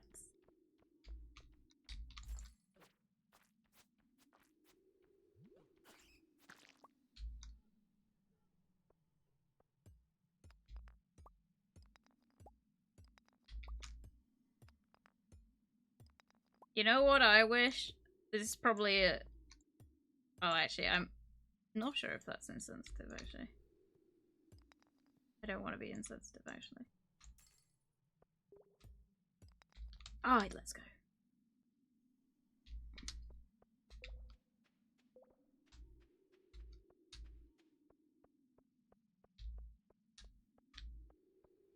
They asked if... all I'm hearing is we need more adorable Jaspers. Best of luck to the kitty cats. I saw that message. I hope it's going well. I hope it's going well too. They asked if should the worst happen, do I want to revive them? I was like, what? Of course. Who the fuck is saying no? What the fuck? Who the fuck is saying no? What?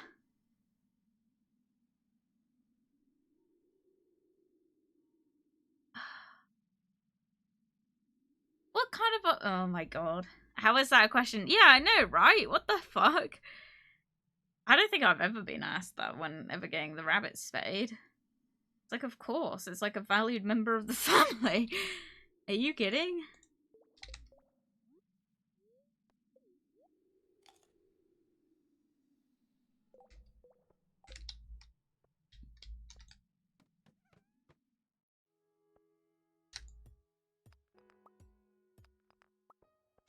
Some people can't afford it.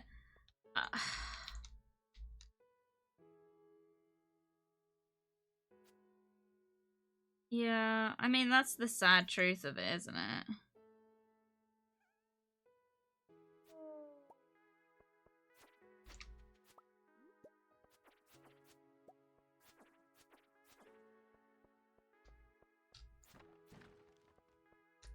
To be honest, though, you're probably not getting your cat spayed if you can't afford to revive them. I don't know, though.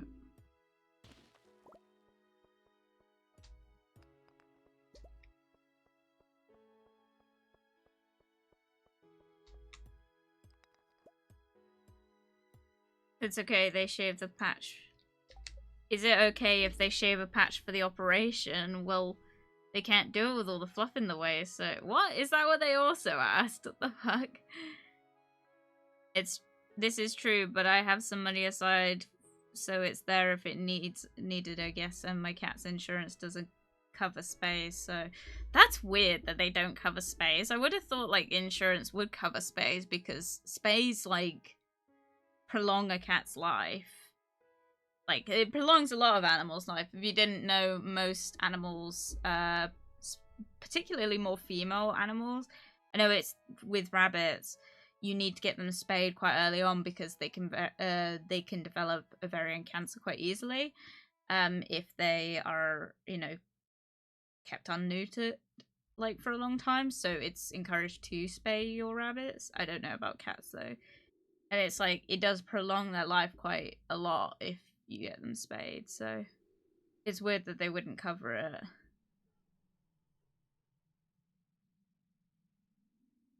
We should shave Mimi. I don't even, bruh.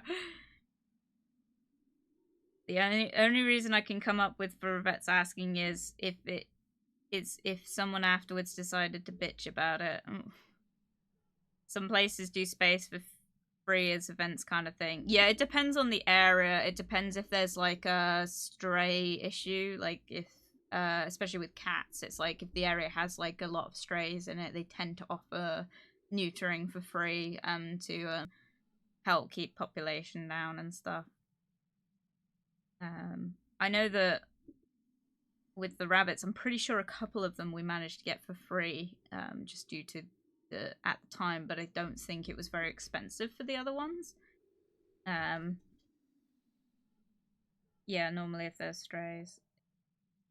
It's because it's an optional thing, not necessarily something they need. With rabbits, it's something they need, so we've always got our spayed, even if they, because we've not always had we always have rabbit pairings. Cherry, which is my current rabbit, is the only one that hasn't had a pairing because she's way too aggressive with other rabbits. We've tried. She's had a companion before, and it was my lovely bunny Thelma, but she passed away not too many years ago now.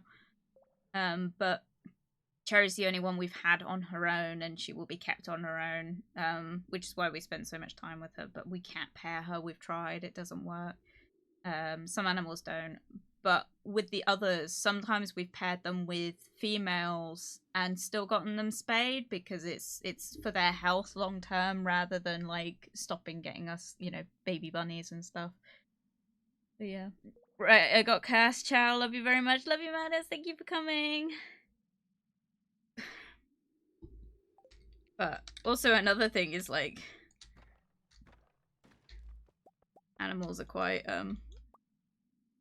they're quite annoying when they're not spayed. With Cherry, she was so aggressive, so as a result we got her neutered to see if that would help her aggression. Unfortunately it did not, because we've had rabbits in the past where after we've gotten them neutered they've been alright, but I've got another hole and I've got that. But it's like a... Oh no!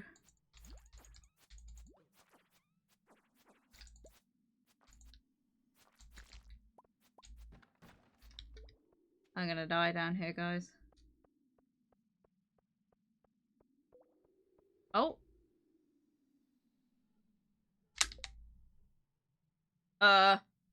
You guys didn't see that on screen, but my screen just went black. That was really weird. Oh, I can't go in there. Okay.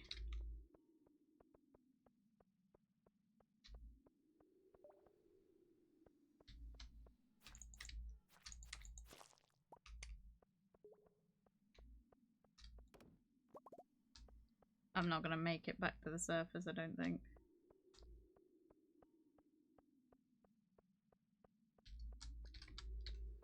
I need to get further down.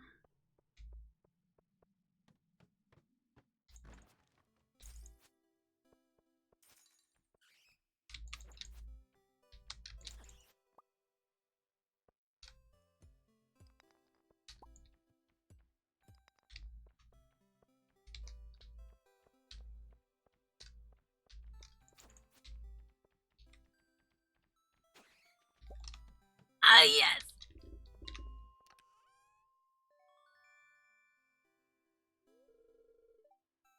Nice. I'm not gonna make it back to the house, but...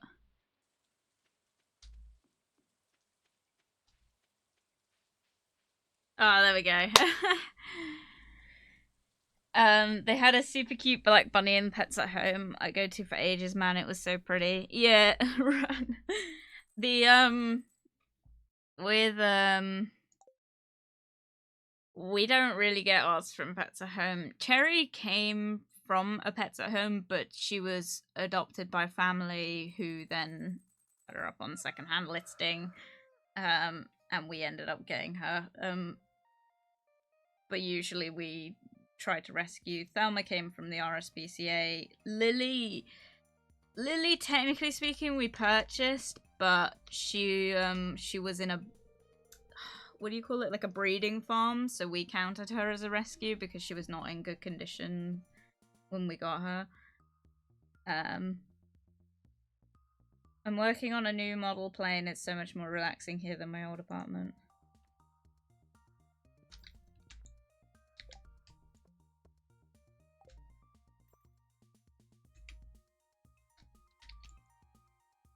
Where's he going?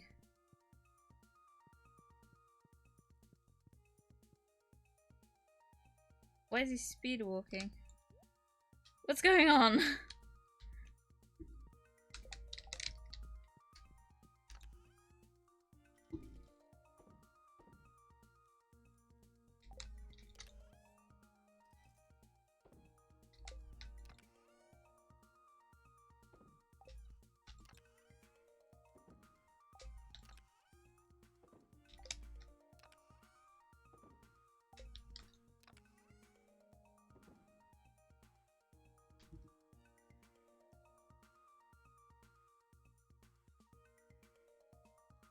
Oh, I've got a slingshot. I think I've already got a slingshot, don't I? I had one in one of these other ones. Yeah. Oh, this one's a better one, I suppose.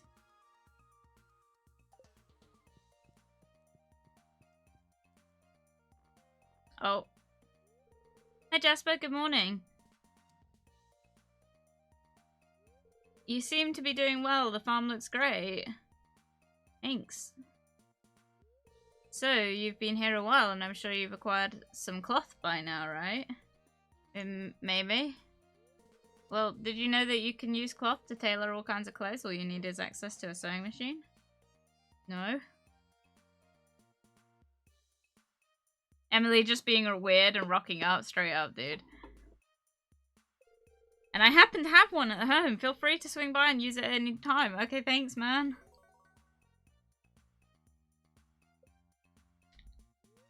To start with tailoring, you need a piece of cloth and a secondary item. Experiment and see what unique styles are out there. Okay.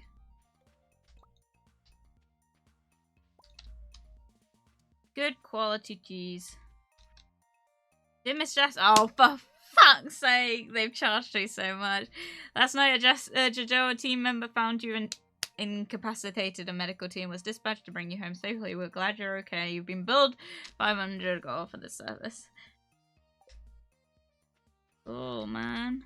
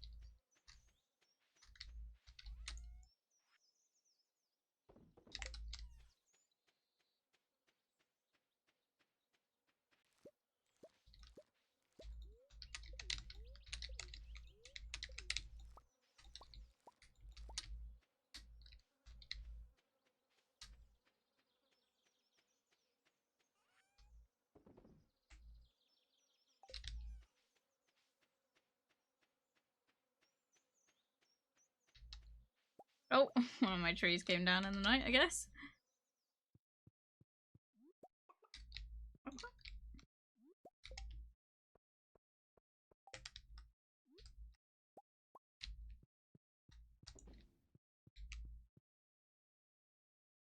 I should have gotten more sprinklers. My Stardew turned into a watering simulator. Straight up, it did for me too.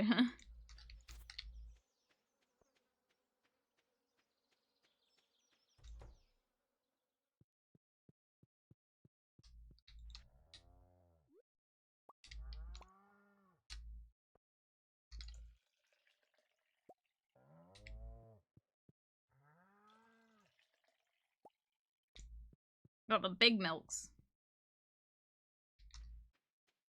Sprinklers are a rough one.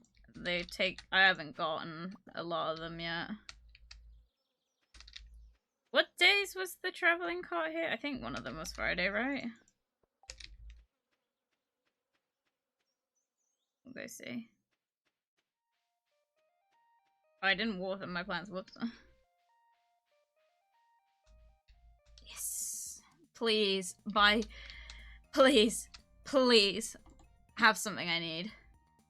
Truffle oil, that's... I don't know if I need that. No. Fuck! I don't think they've got what I need. I'm not sure if I need a truffle oil.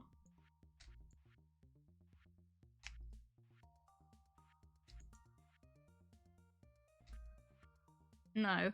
Fuck! No! She doesn't have anything I need. Don't wave at me, passive-aggressive bitch.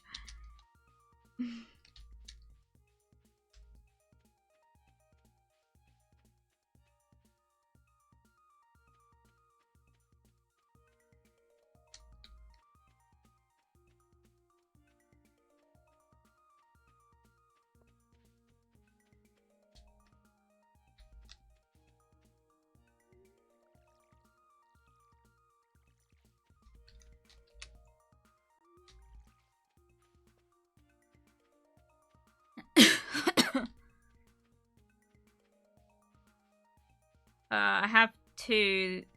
Both were found. I didn't make a single one.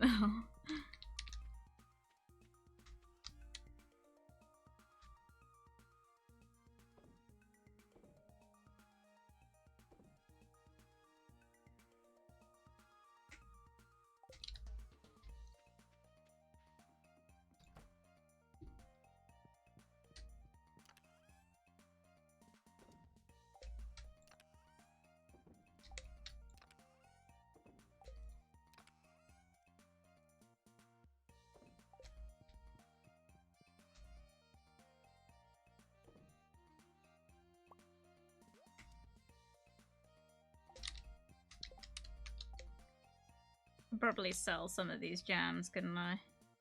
Jellies.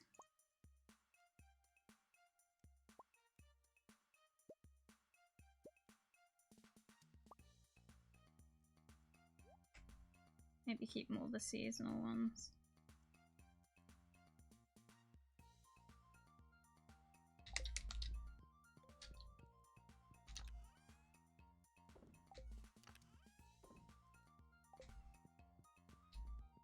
I'm not sure if I need to sell these scrolls either. I think I've got them in the thing, so I might. We'll go see. We'll go find out.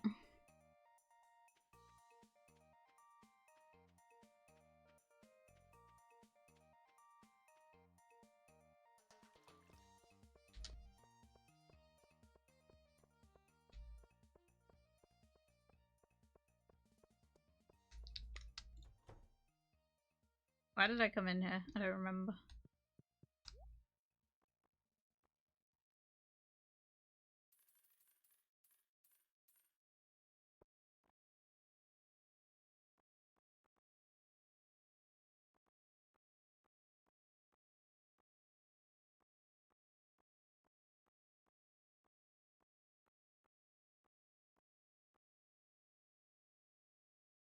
Do I have an apple sapling yet? I wrote them down. Down what I've got.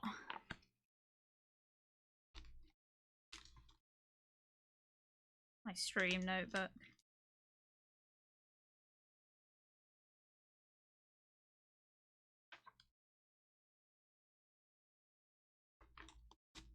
Oh, there we go.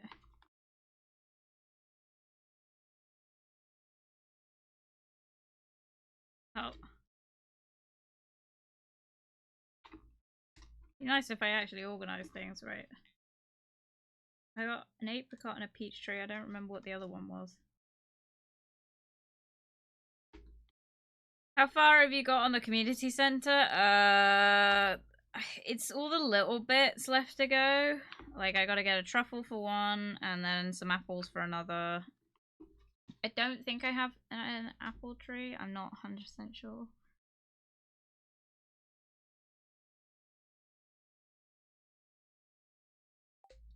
I'll see. We'll see. We'll go look. I don't know what trees I've got is the problem. And I need both pomegranate and an apple one.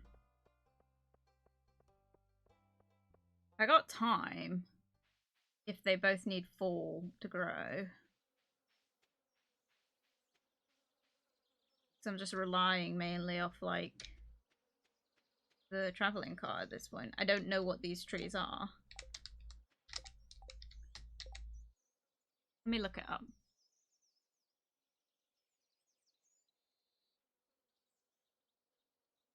Trees.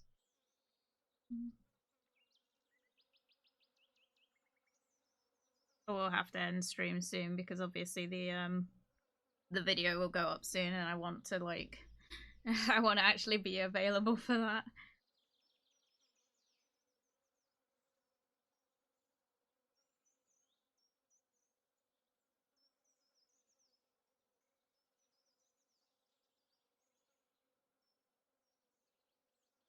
I've got an apricot tree. Know that one.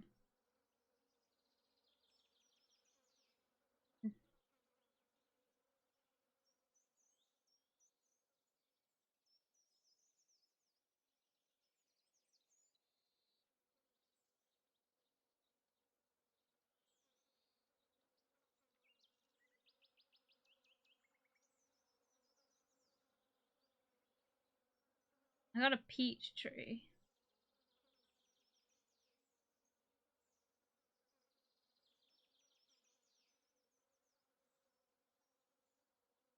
I think that one's an apple tree. So it should be alright.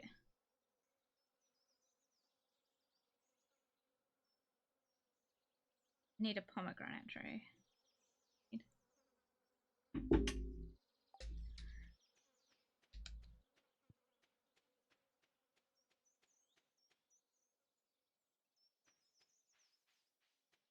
Oh my god, I'm so excited for this video. I'm so excited for you guys to see it. Net's done such a good job.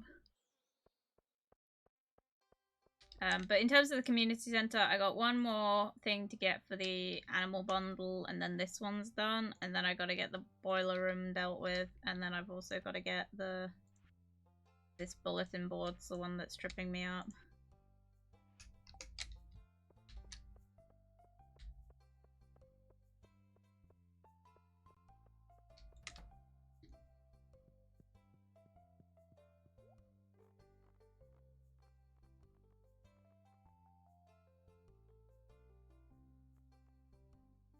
Oh my god, the pomegranate one's so expensive. Oh well.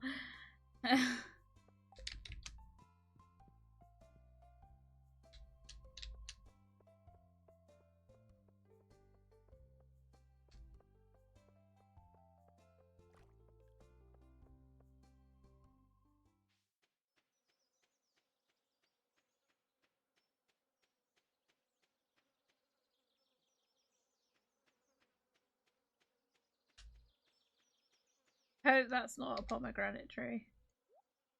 Right, it's got to be a certain space amount away from things, so...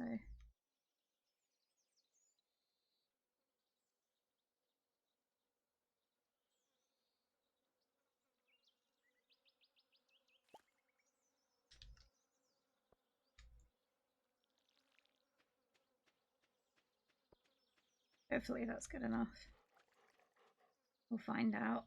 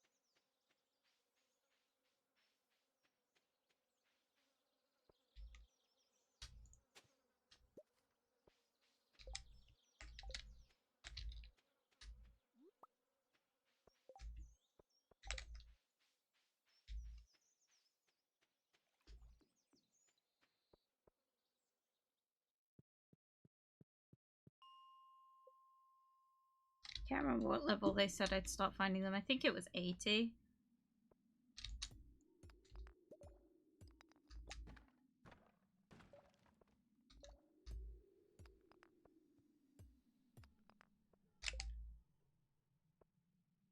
Might eat some, get some.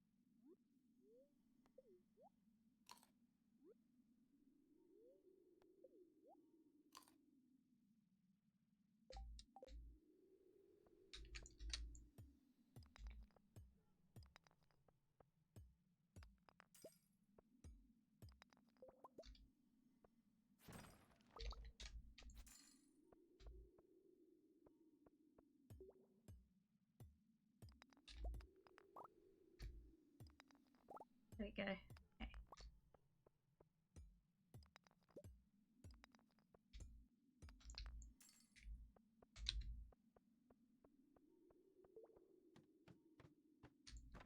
What is that?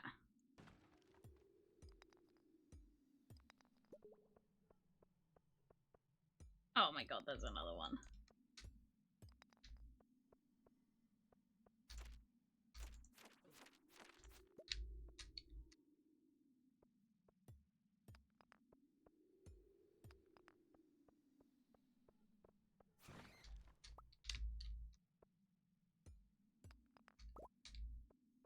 Did I kill something? It made a noise and then nothing's come. Oh, for fuck's sake. Okay, I got the ladder.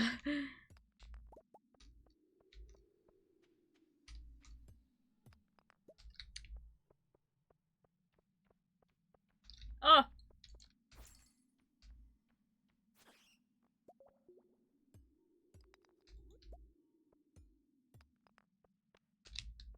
Okay, maybe not. There's nothing good in those crates anyway. There's no point worrying about it. Oh, fuck. He's throwing his leg bone at me? What's happening? Throwing his femur at me. Oh.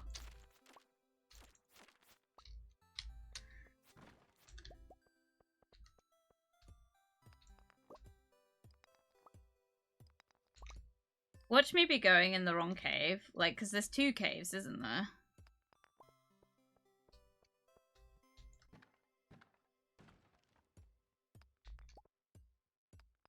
There you go.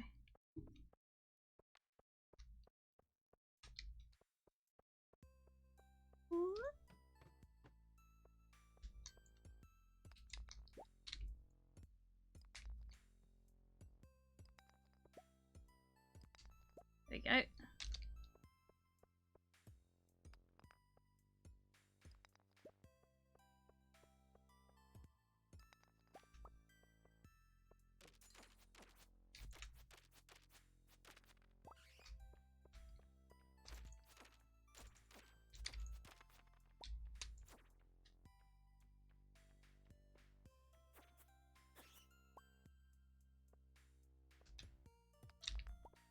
Whoop, whoop, whoop.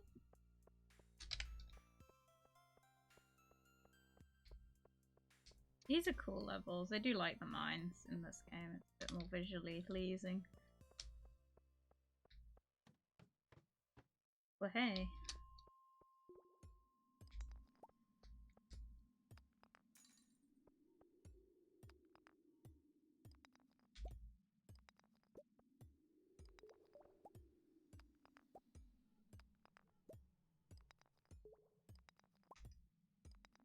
Okay.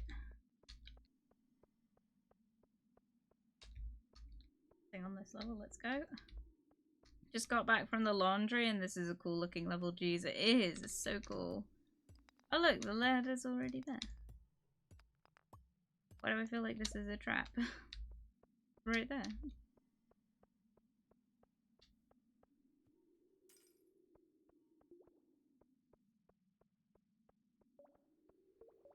It's a booby trap. Why do they call it that, by the way? Is it because, like...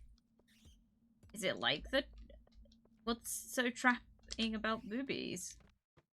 You know what? That's a stupid question. I know exactly what's trapping about boobies.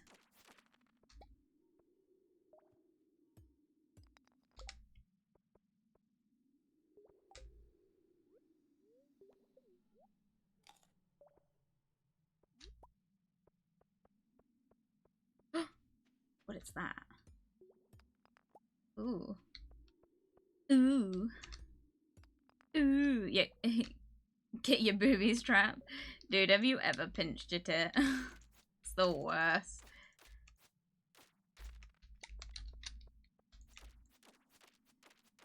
It's the worst when you got like saggy titties like me and you just like lay on them funny and then it just like all that skin gets stuck and you're just like, oh, painful.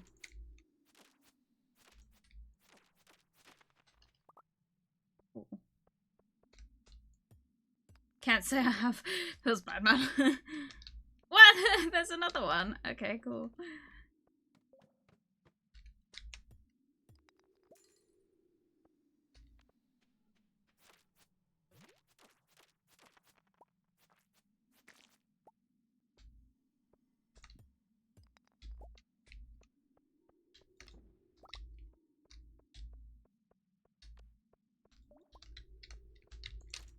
Oh!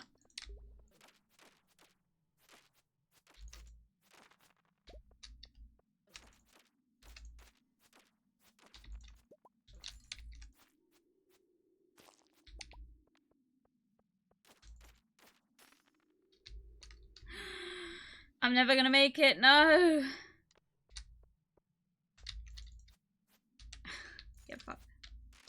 Oh my god, he's gonna throw shit at me.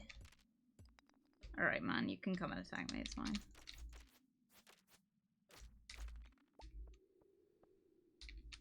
Guys, I'm never gonna get out. I'm never gonna get out.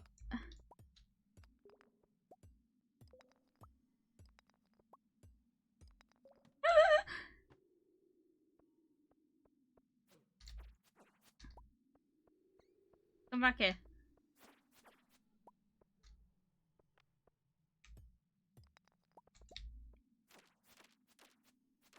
Get me to the second level, let's go! Ah! Oh, fuck.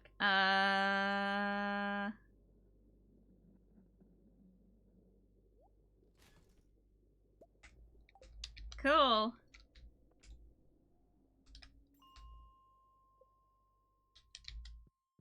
Nice. I'm not gonna make it back in time. Ugh. Why do I always do this to myself?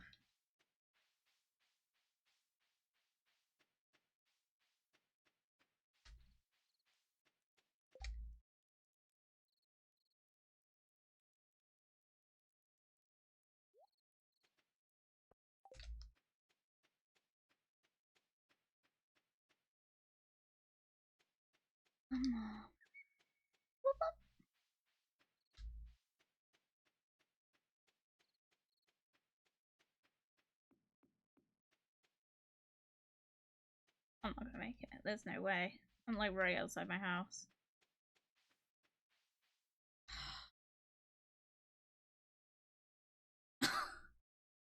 Do I have the money to pay for medical expenses? Oh, I will now. Jeez.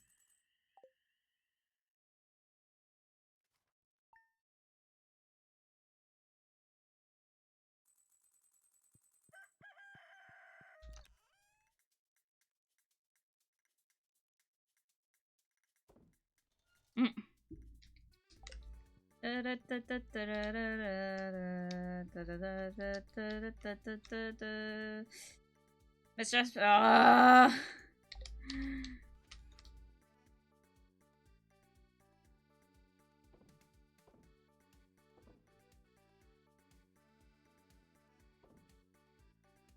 need these? I don't know. You know, this journal of tendon dynamics is actually bearable when I'm reading it out here. So cute.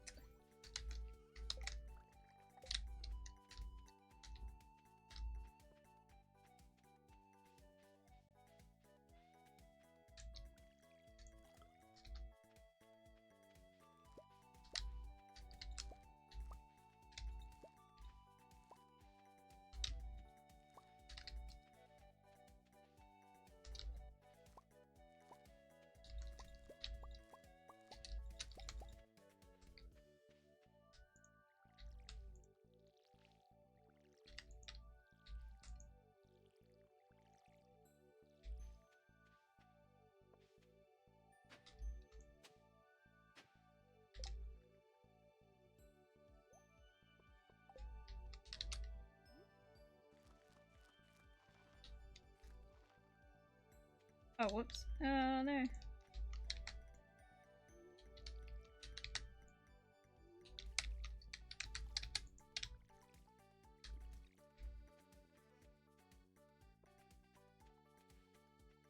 How you gonna get robbed straight up? Basically got robbed. From blind.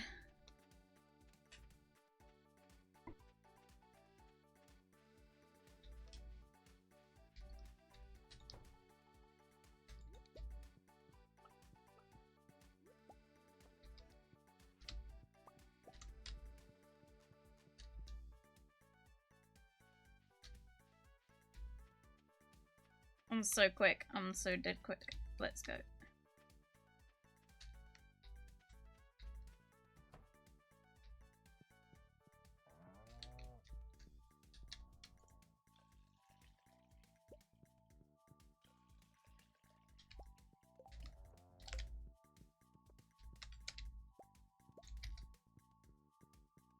So dead quick. What?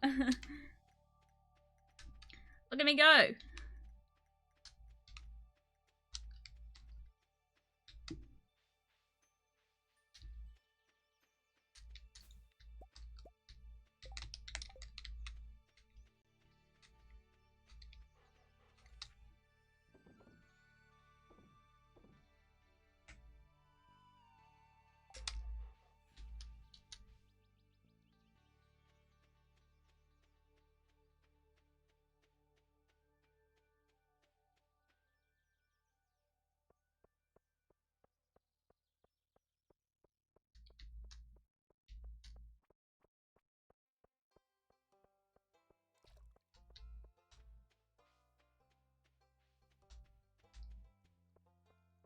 You know what? I won't buy a membership because you'll still charge me an extortionate amount for my healthcare. Am I right or am I right?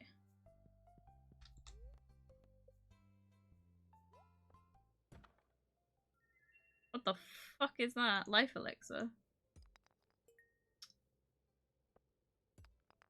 Ooh. It's iridium. Let's go.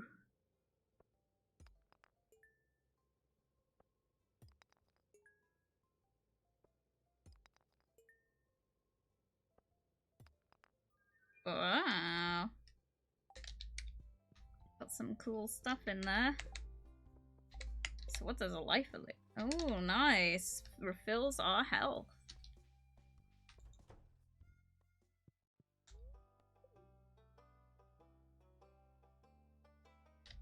Shit. Where the fuck am I supposed to put this? Right there. Okay, I don't need those then.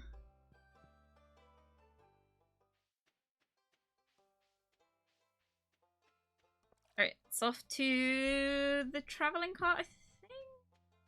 No, it's not on Saturdays, is it? It's Sundays. Okay.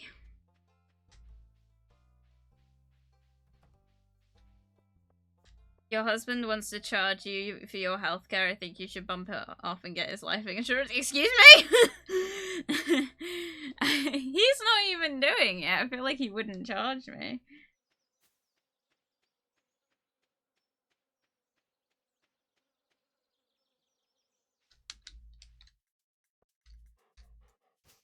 Fuck you.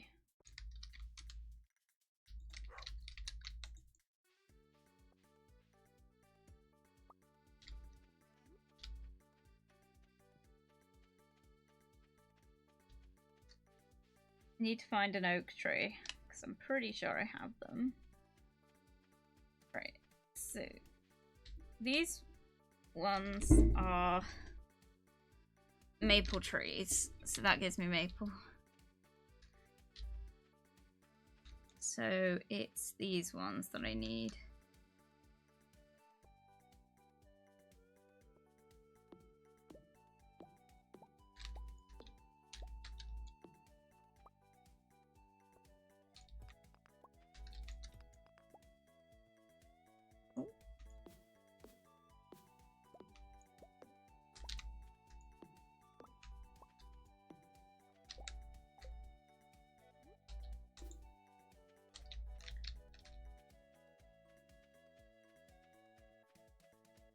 I could put a tree near me, but it would take too long, so we're not going to. Because I'm smart and efficient and not very of any of those things. Right,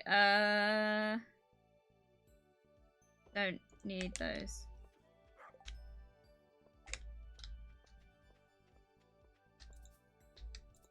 What?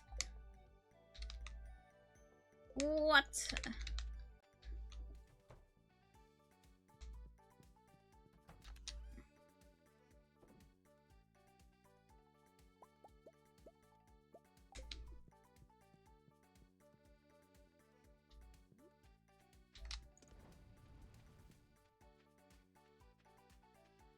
To the mines, except I'm not gonna go straight to the mines. I'm gonna come back and I'm gonna get the thing that gets me here quicker. Where is it? That one. Need another chest. God damn it. I need to put my fucking fruit in here. No! It's taking too long.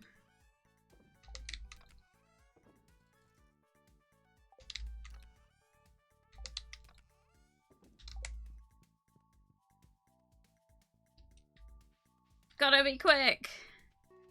If it kills me, I'm gonna get a fire quartz. If it kills me by the end of this stream, I swear.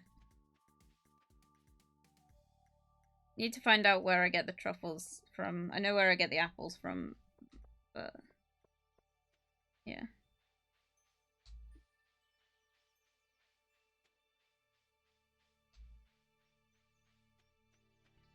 Truffles forest? I don't know.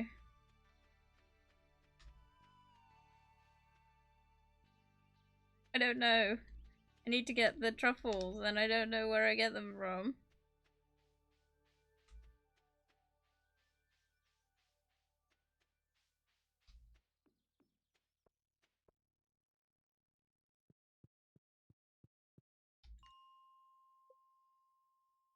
I mean, they're a mushroom, so maybe. I think it's a different kind of mushroom, though. It's that one. I don't know. Please.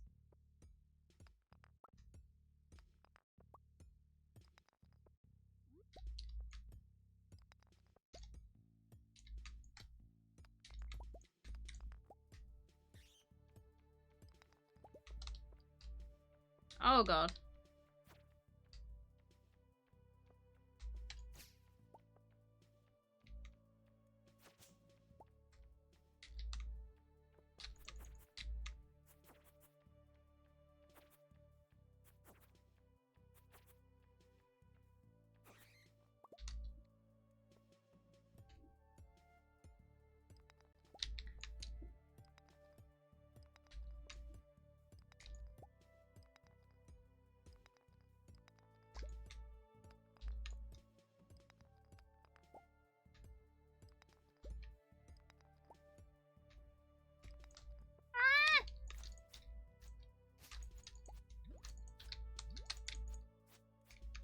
Oh my god.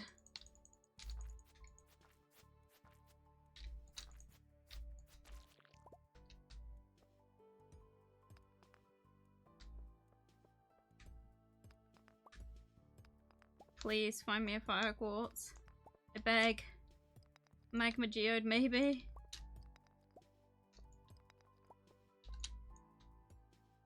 I don't like these chances. I don't like this.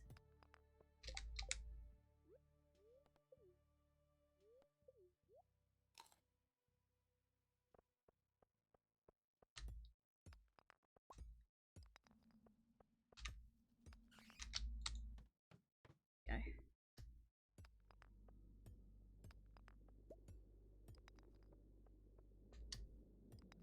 Am I going to the center of the earth? What's happening?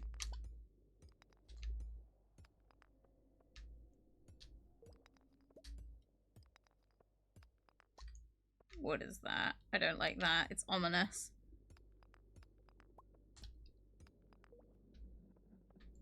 Oh my god, it moves so quick. Oh!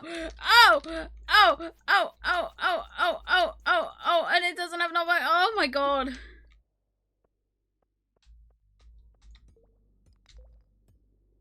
Not finding any fire quartz.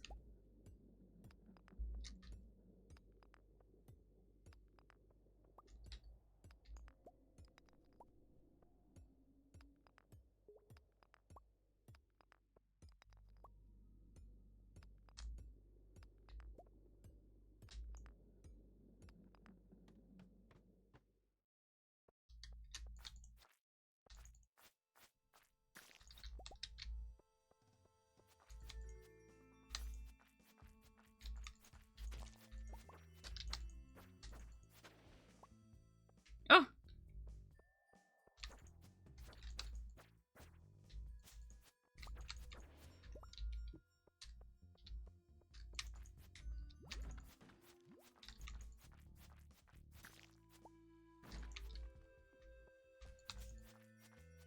What is that? What is going on here?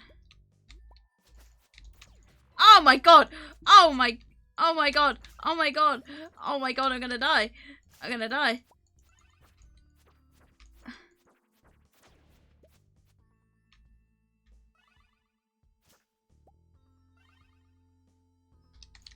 Is it healing itself? Doesn't seem to be attacking me. Whoops. That was bad. Avoid essence. Okay.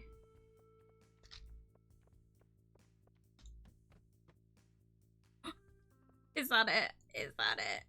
Is that all I need? No.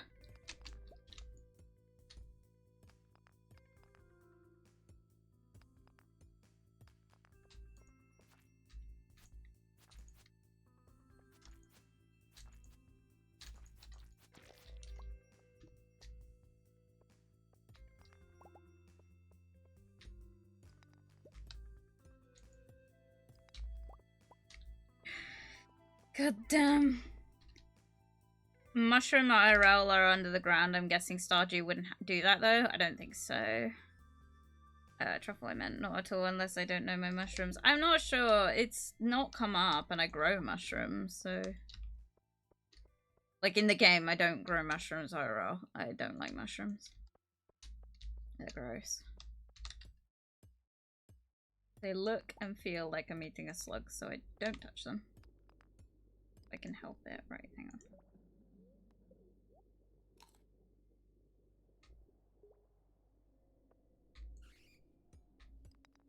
I thought we were going to be over and done with so soon. Just want to get this done. Don't have long. Don't have long to stream left.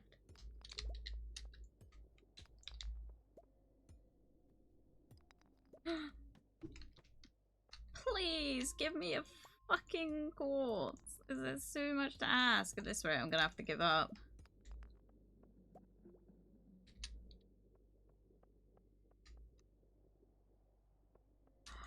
There literally isn't one.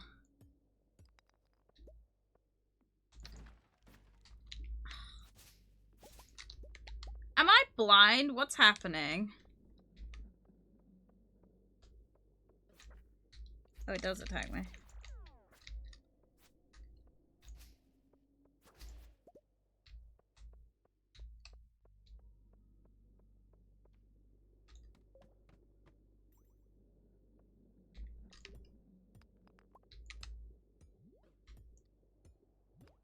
Stop!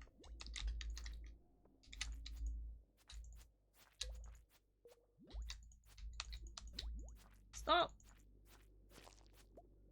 Jesus.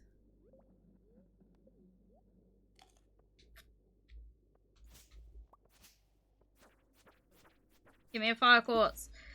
Ah!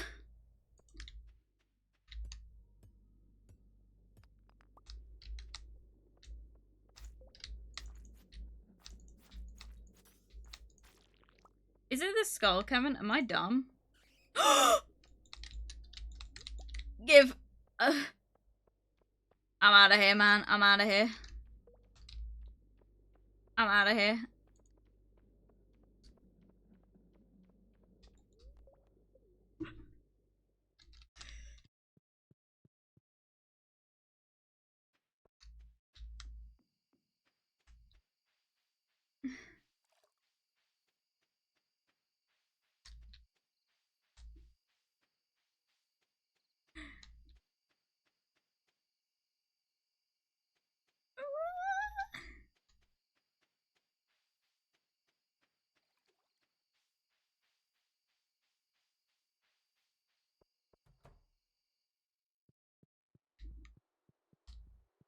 I know, but I gotta get it. I gotta get it.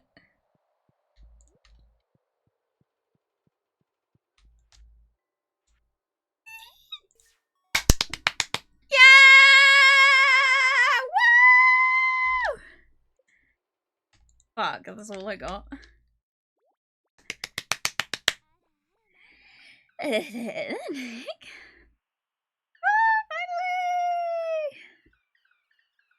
So many wonderful bundles, thank you!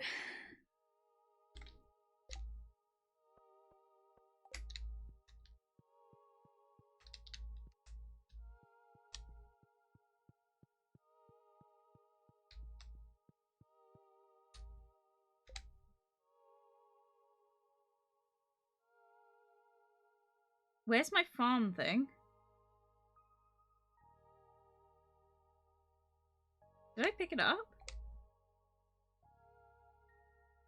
Well, I'm gonna die here.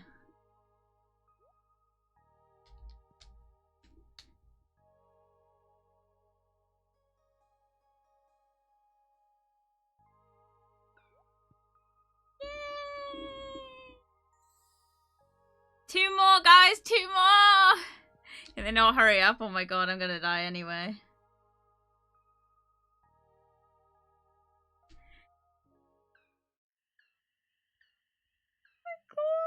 Gosh. They're so cute, I love them.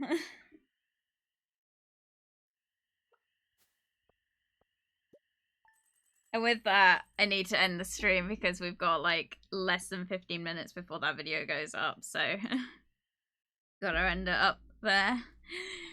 Your progress and be safe. Let's go! We got one, we got one.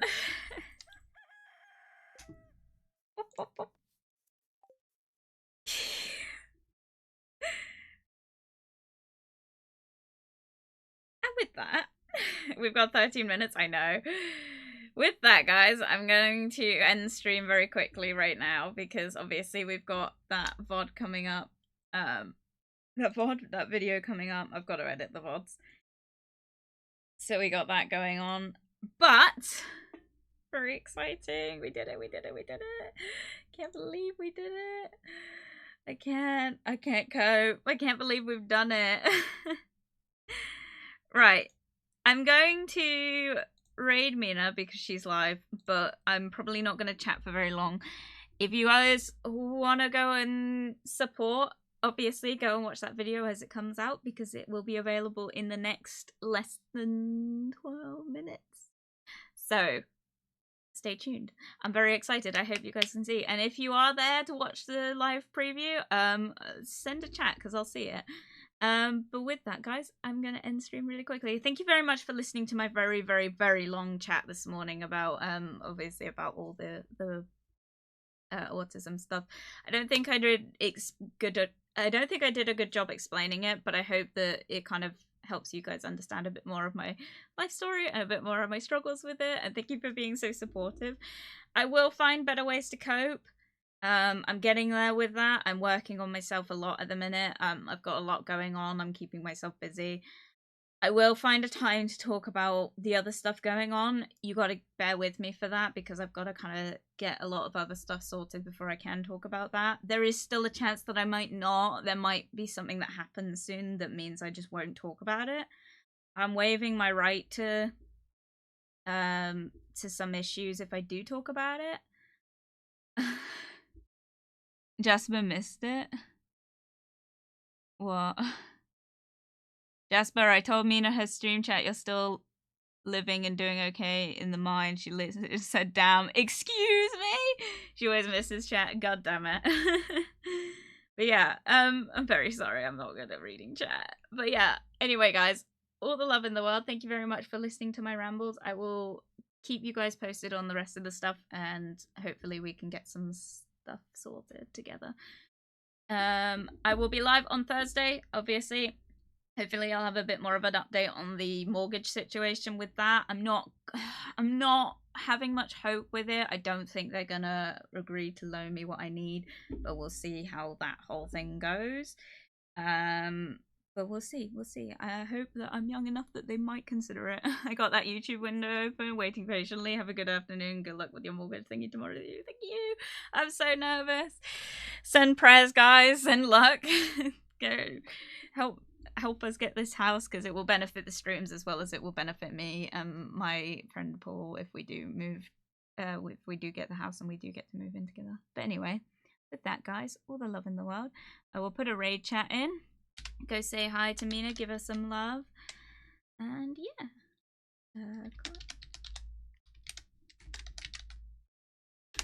Anyway, best of luck with the moisture. Thank you. Bye bye. And go and check out the video. Net works so hard on it. And go and check out all Net socials in the description. I will see you very soon. Bye bye. Bye bye. Bye.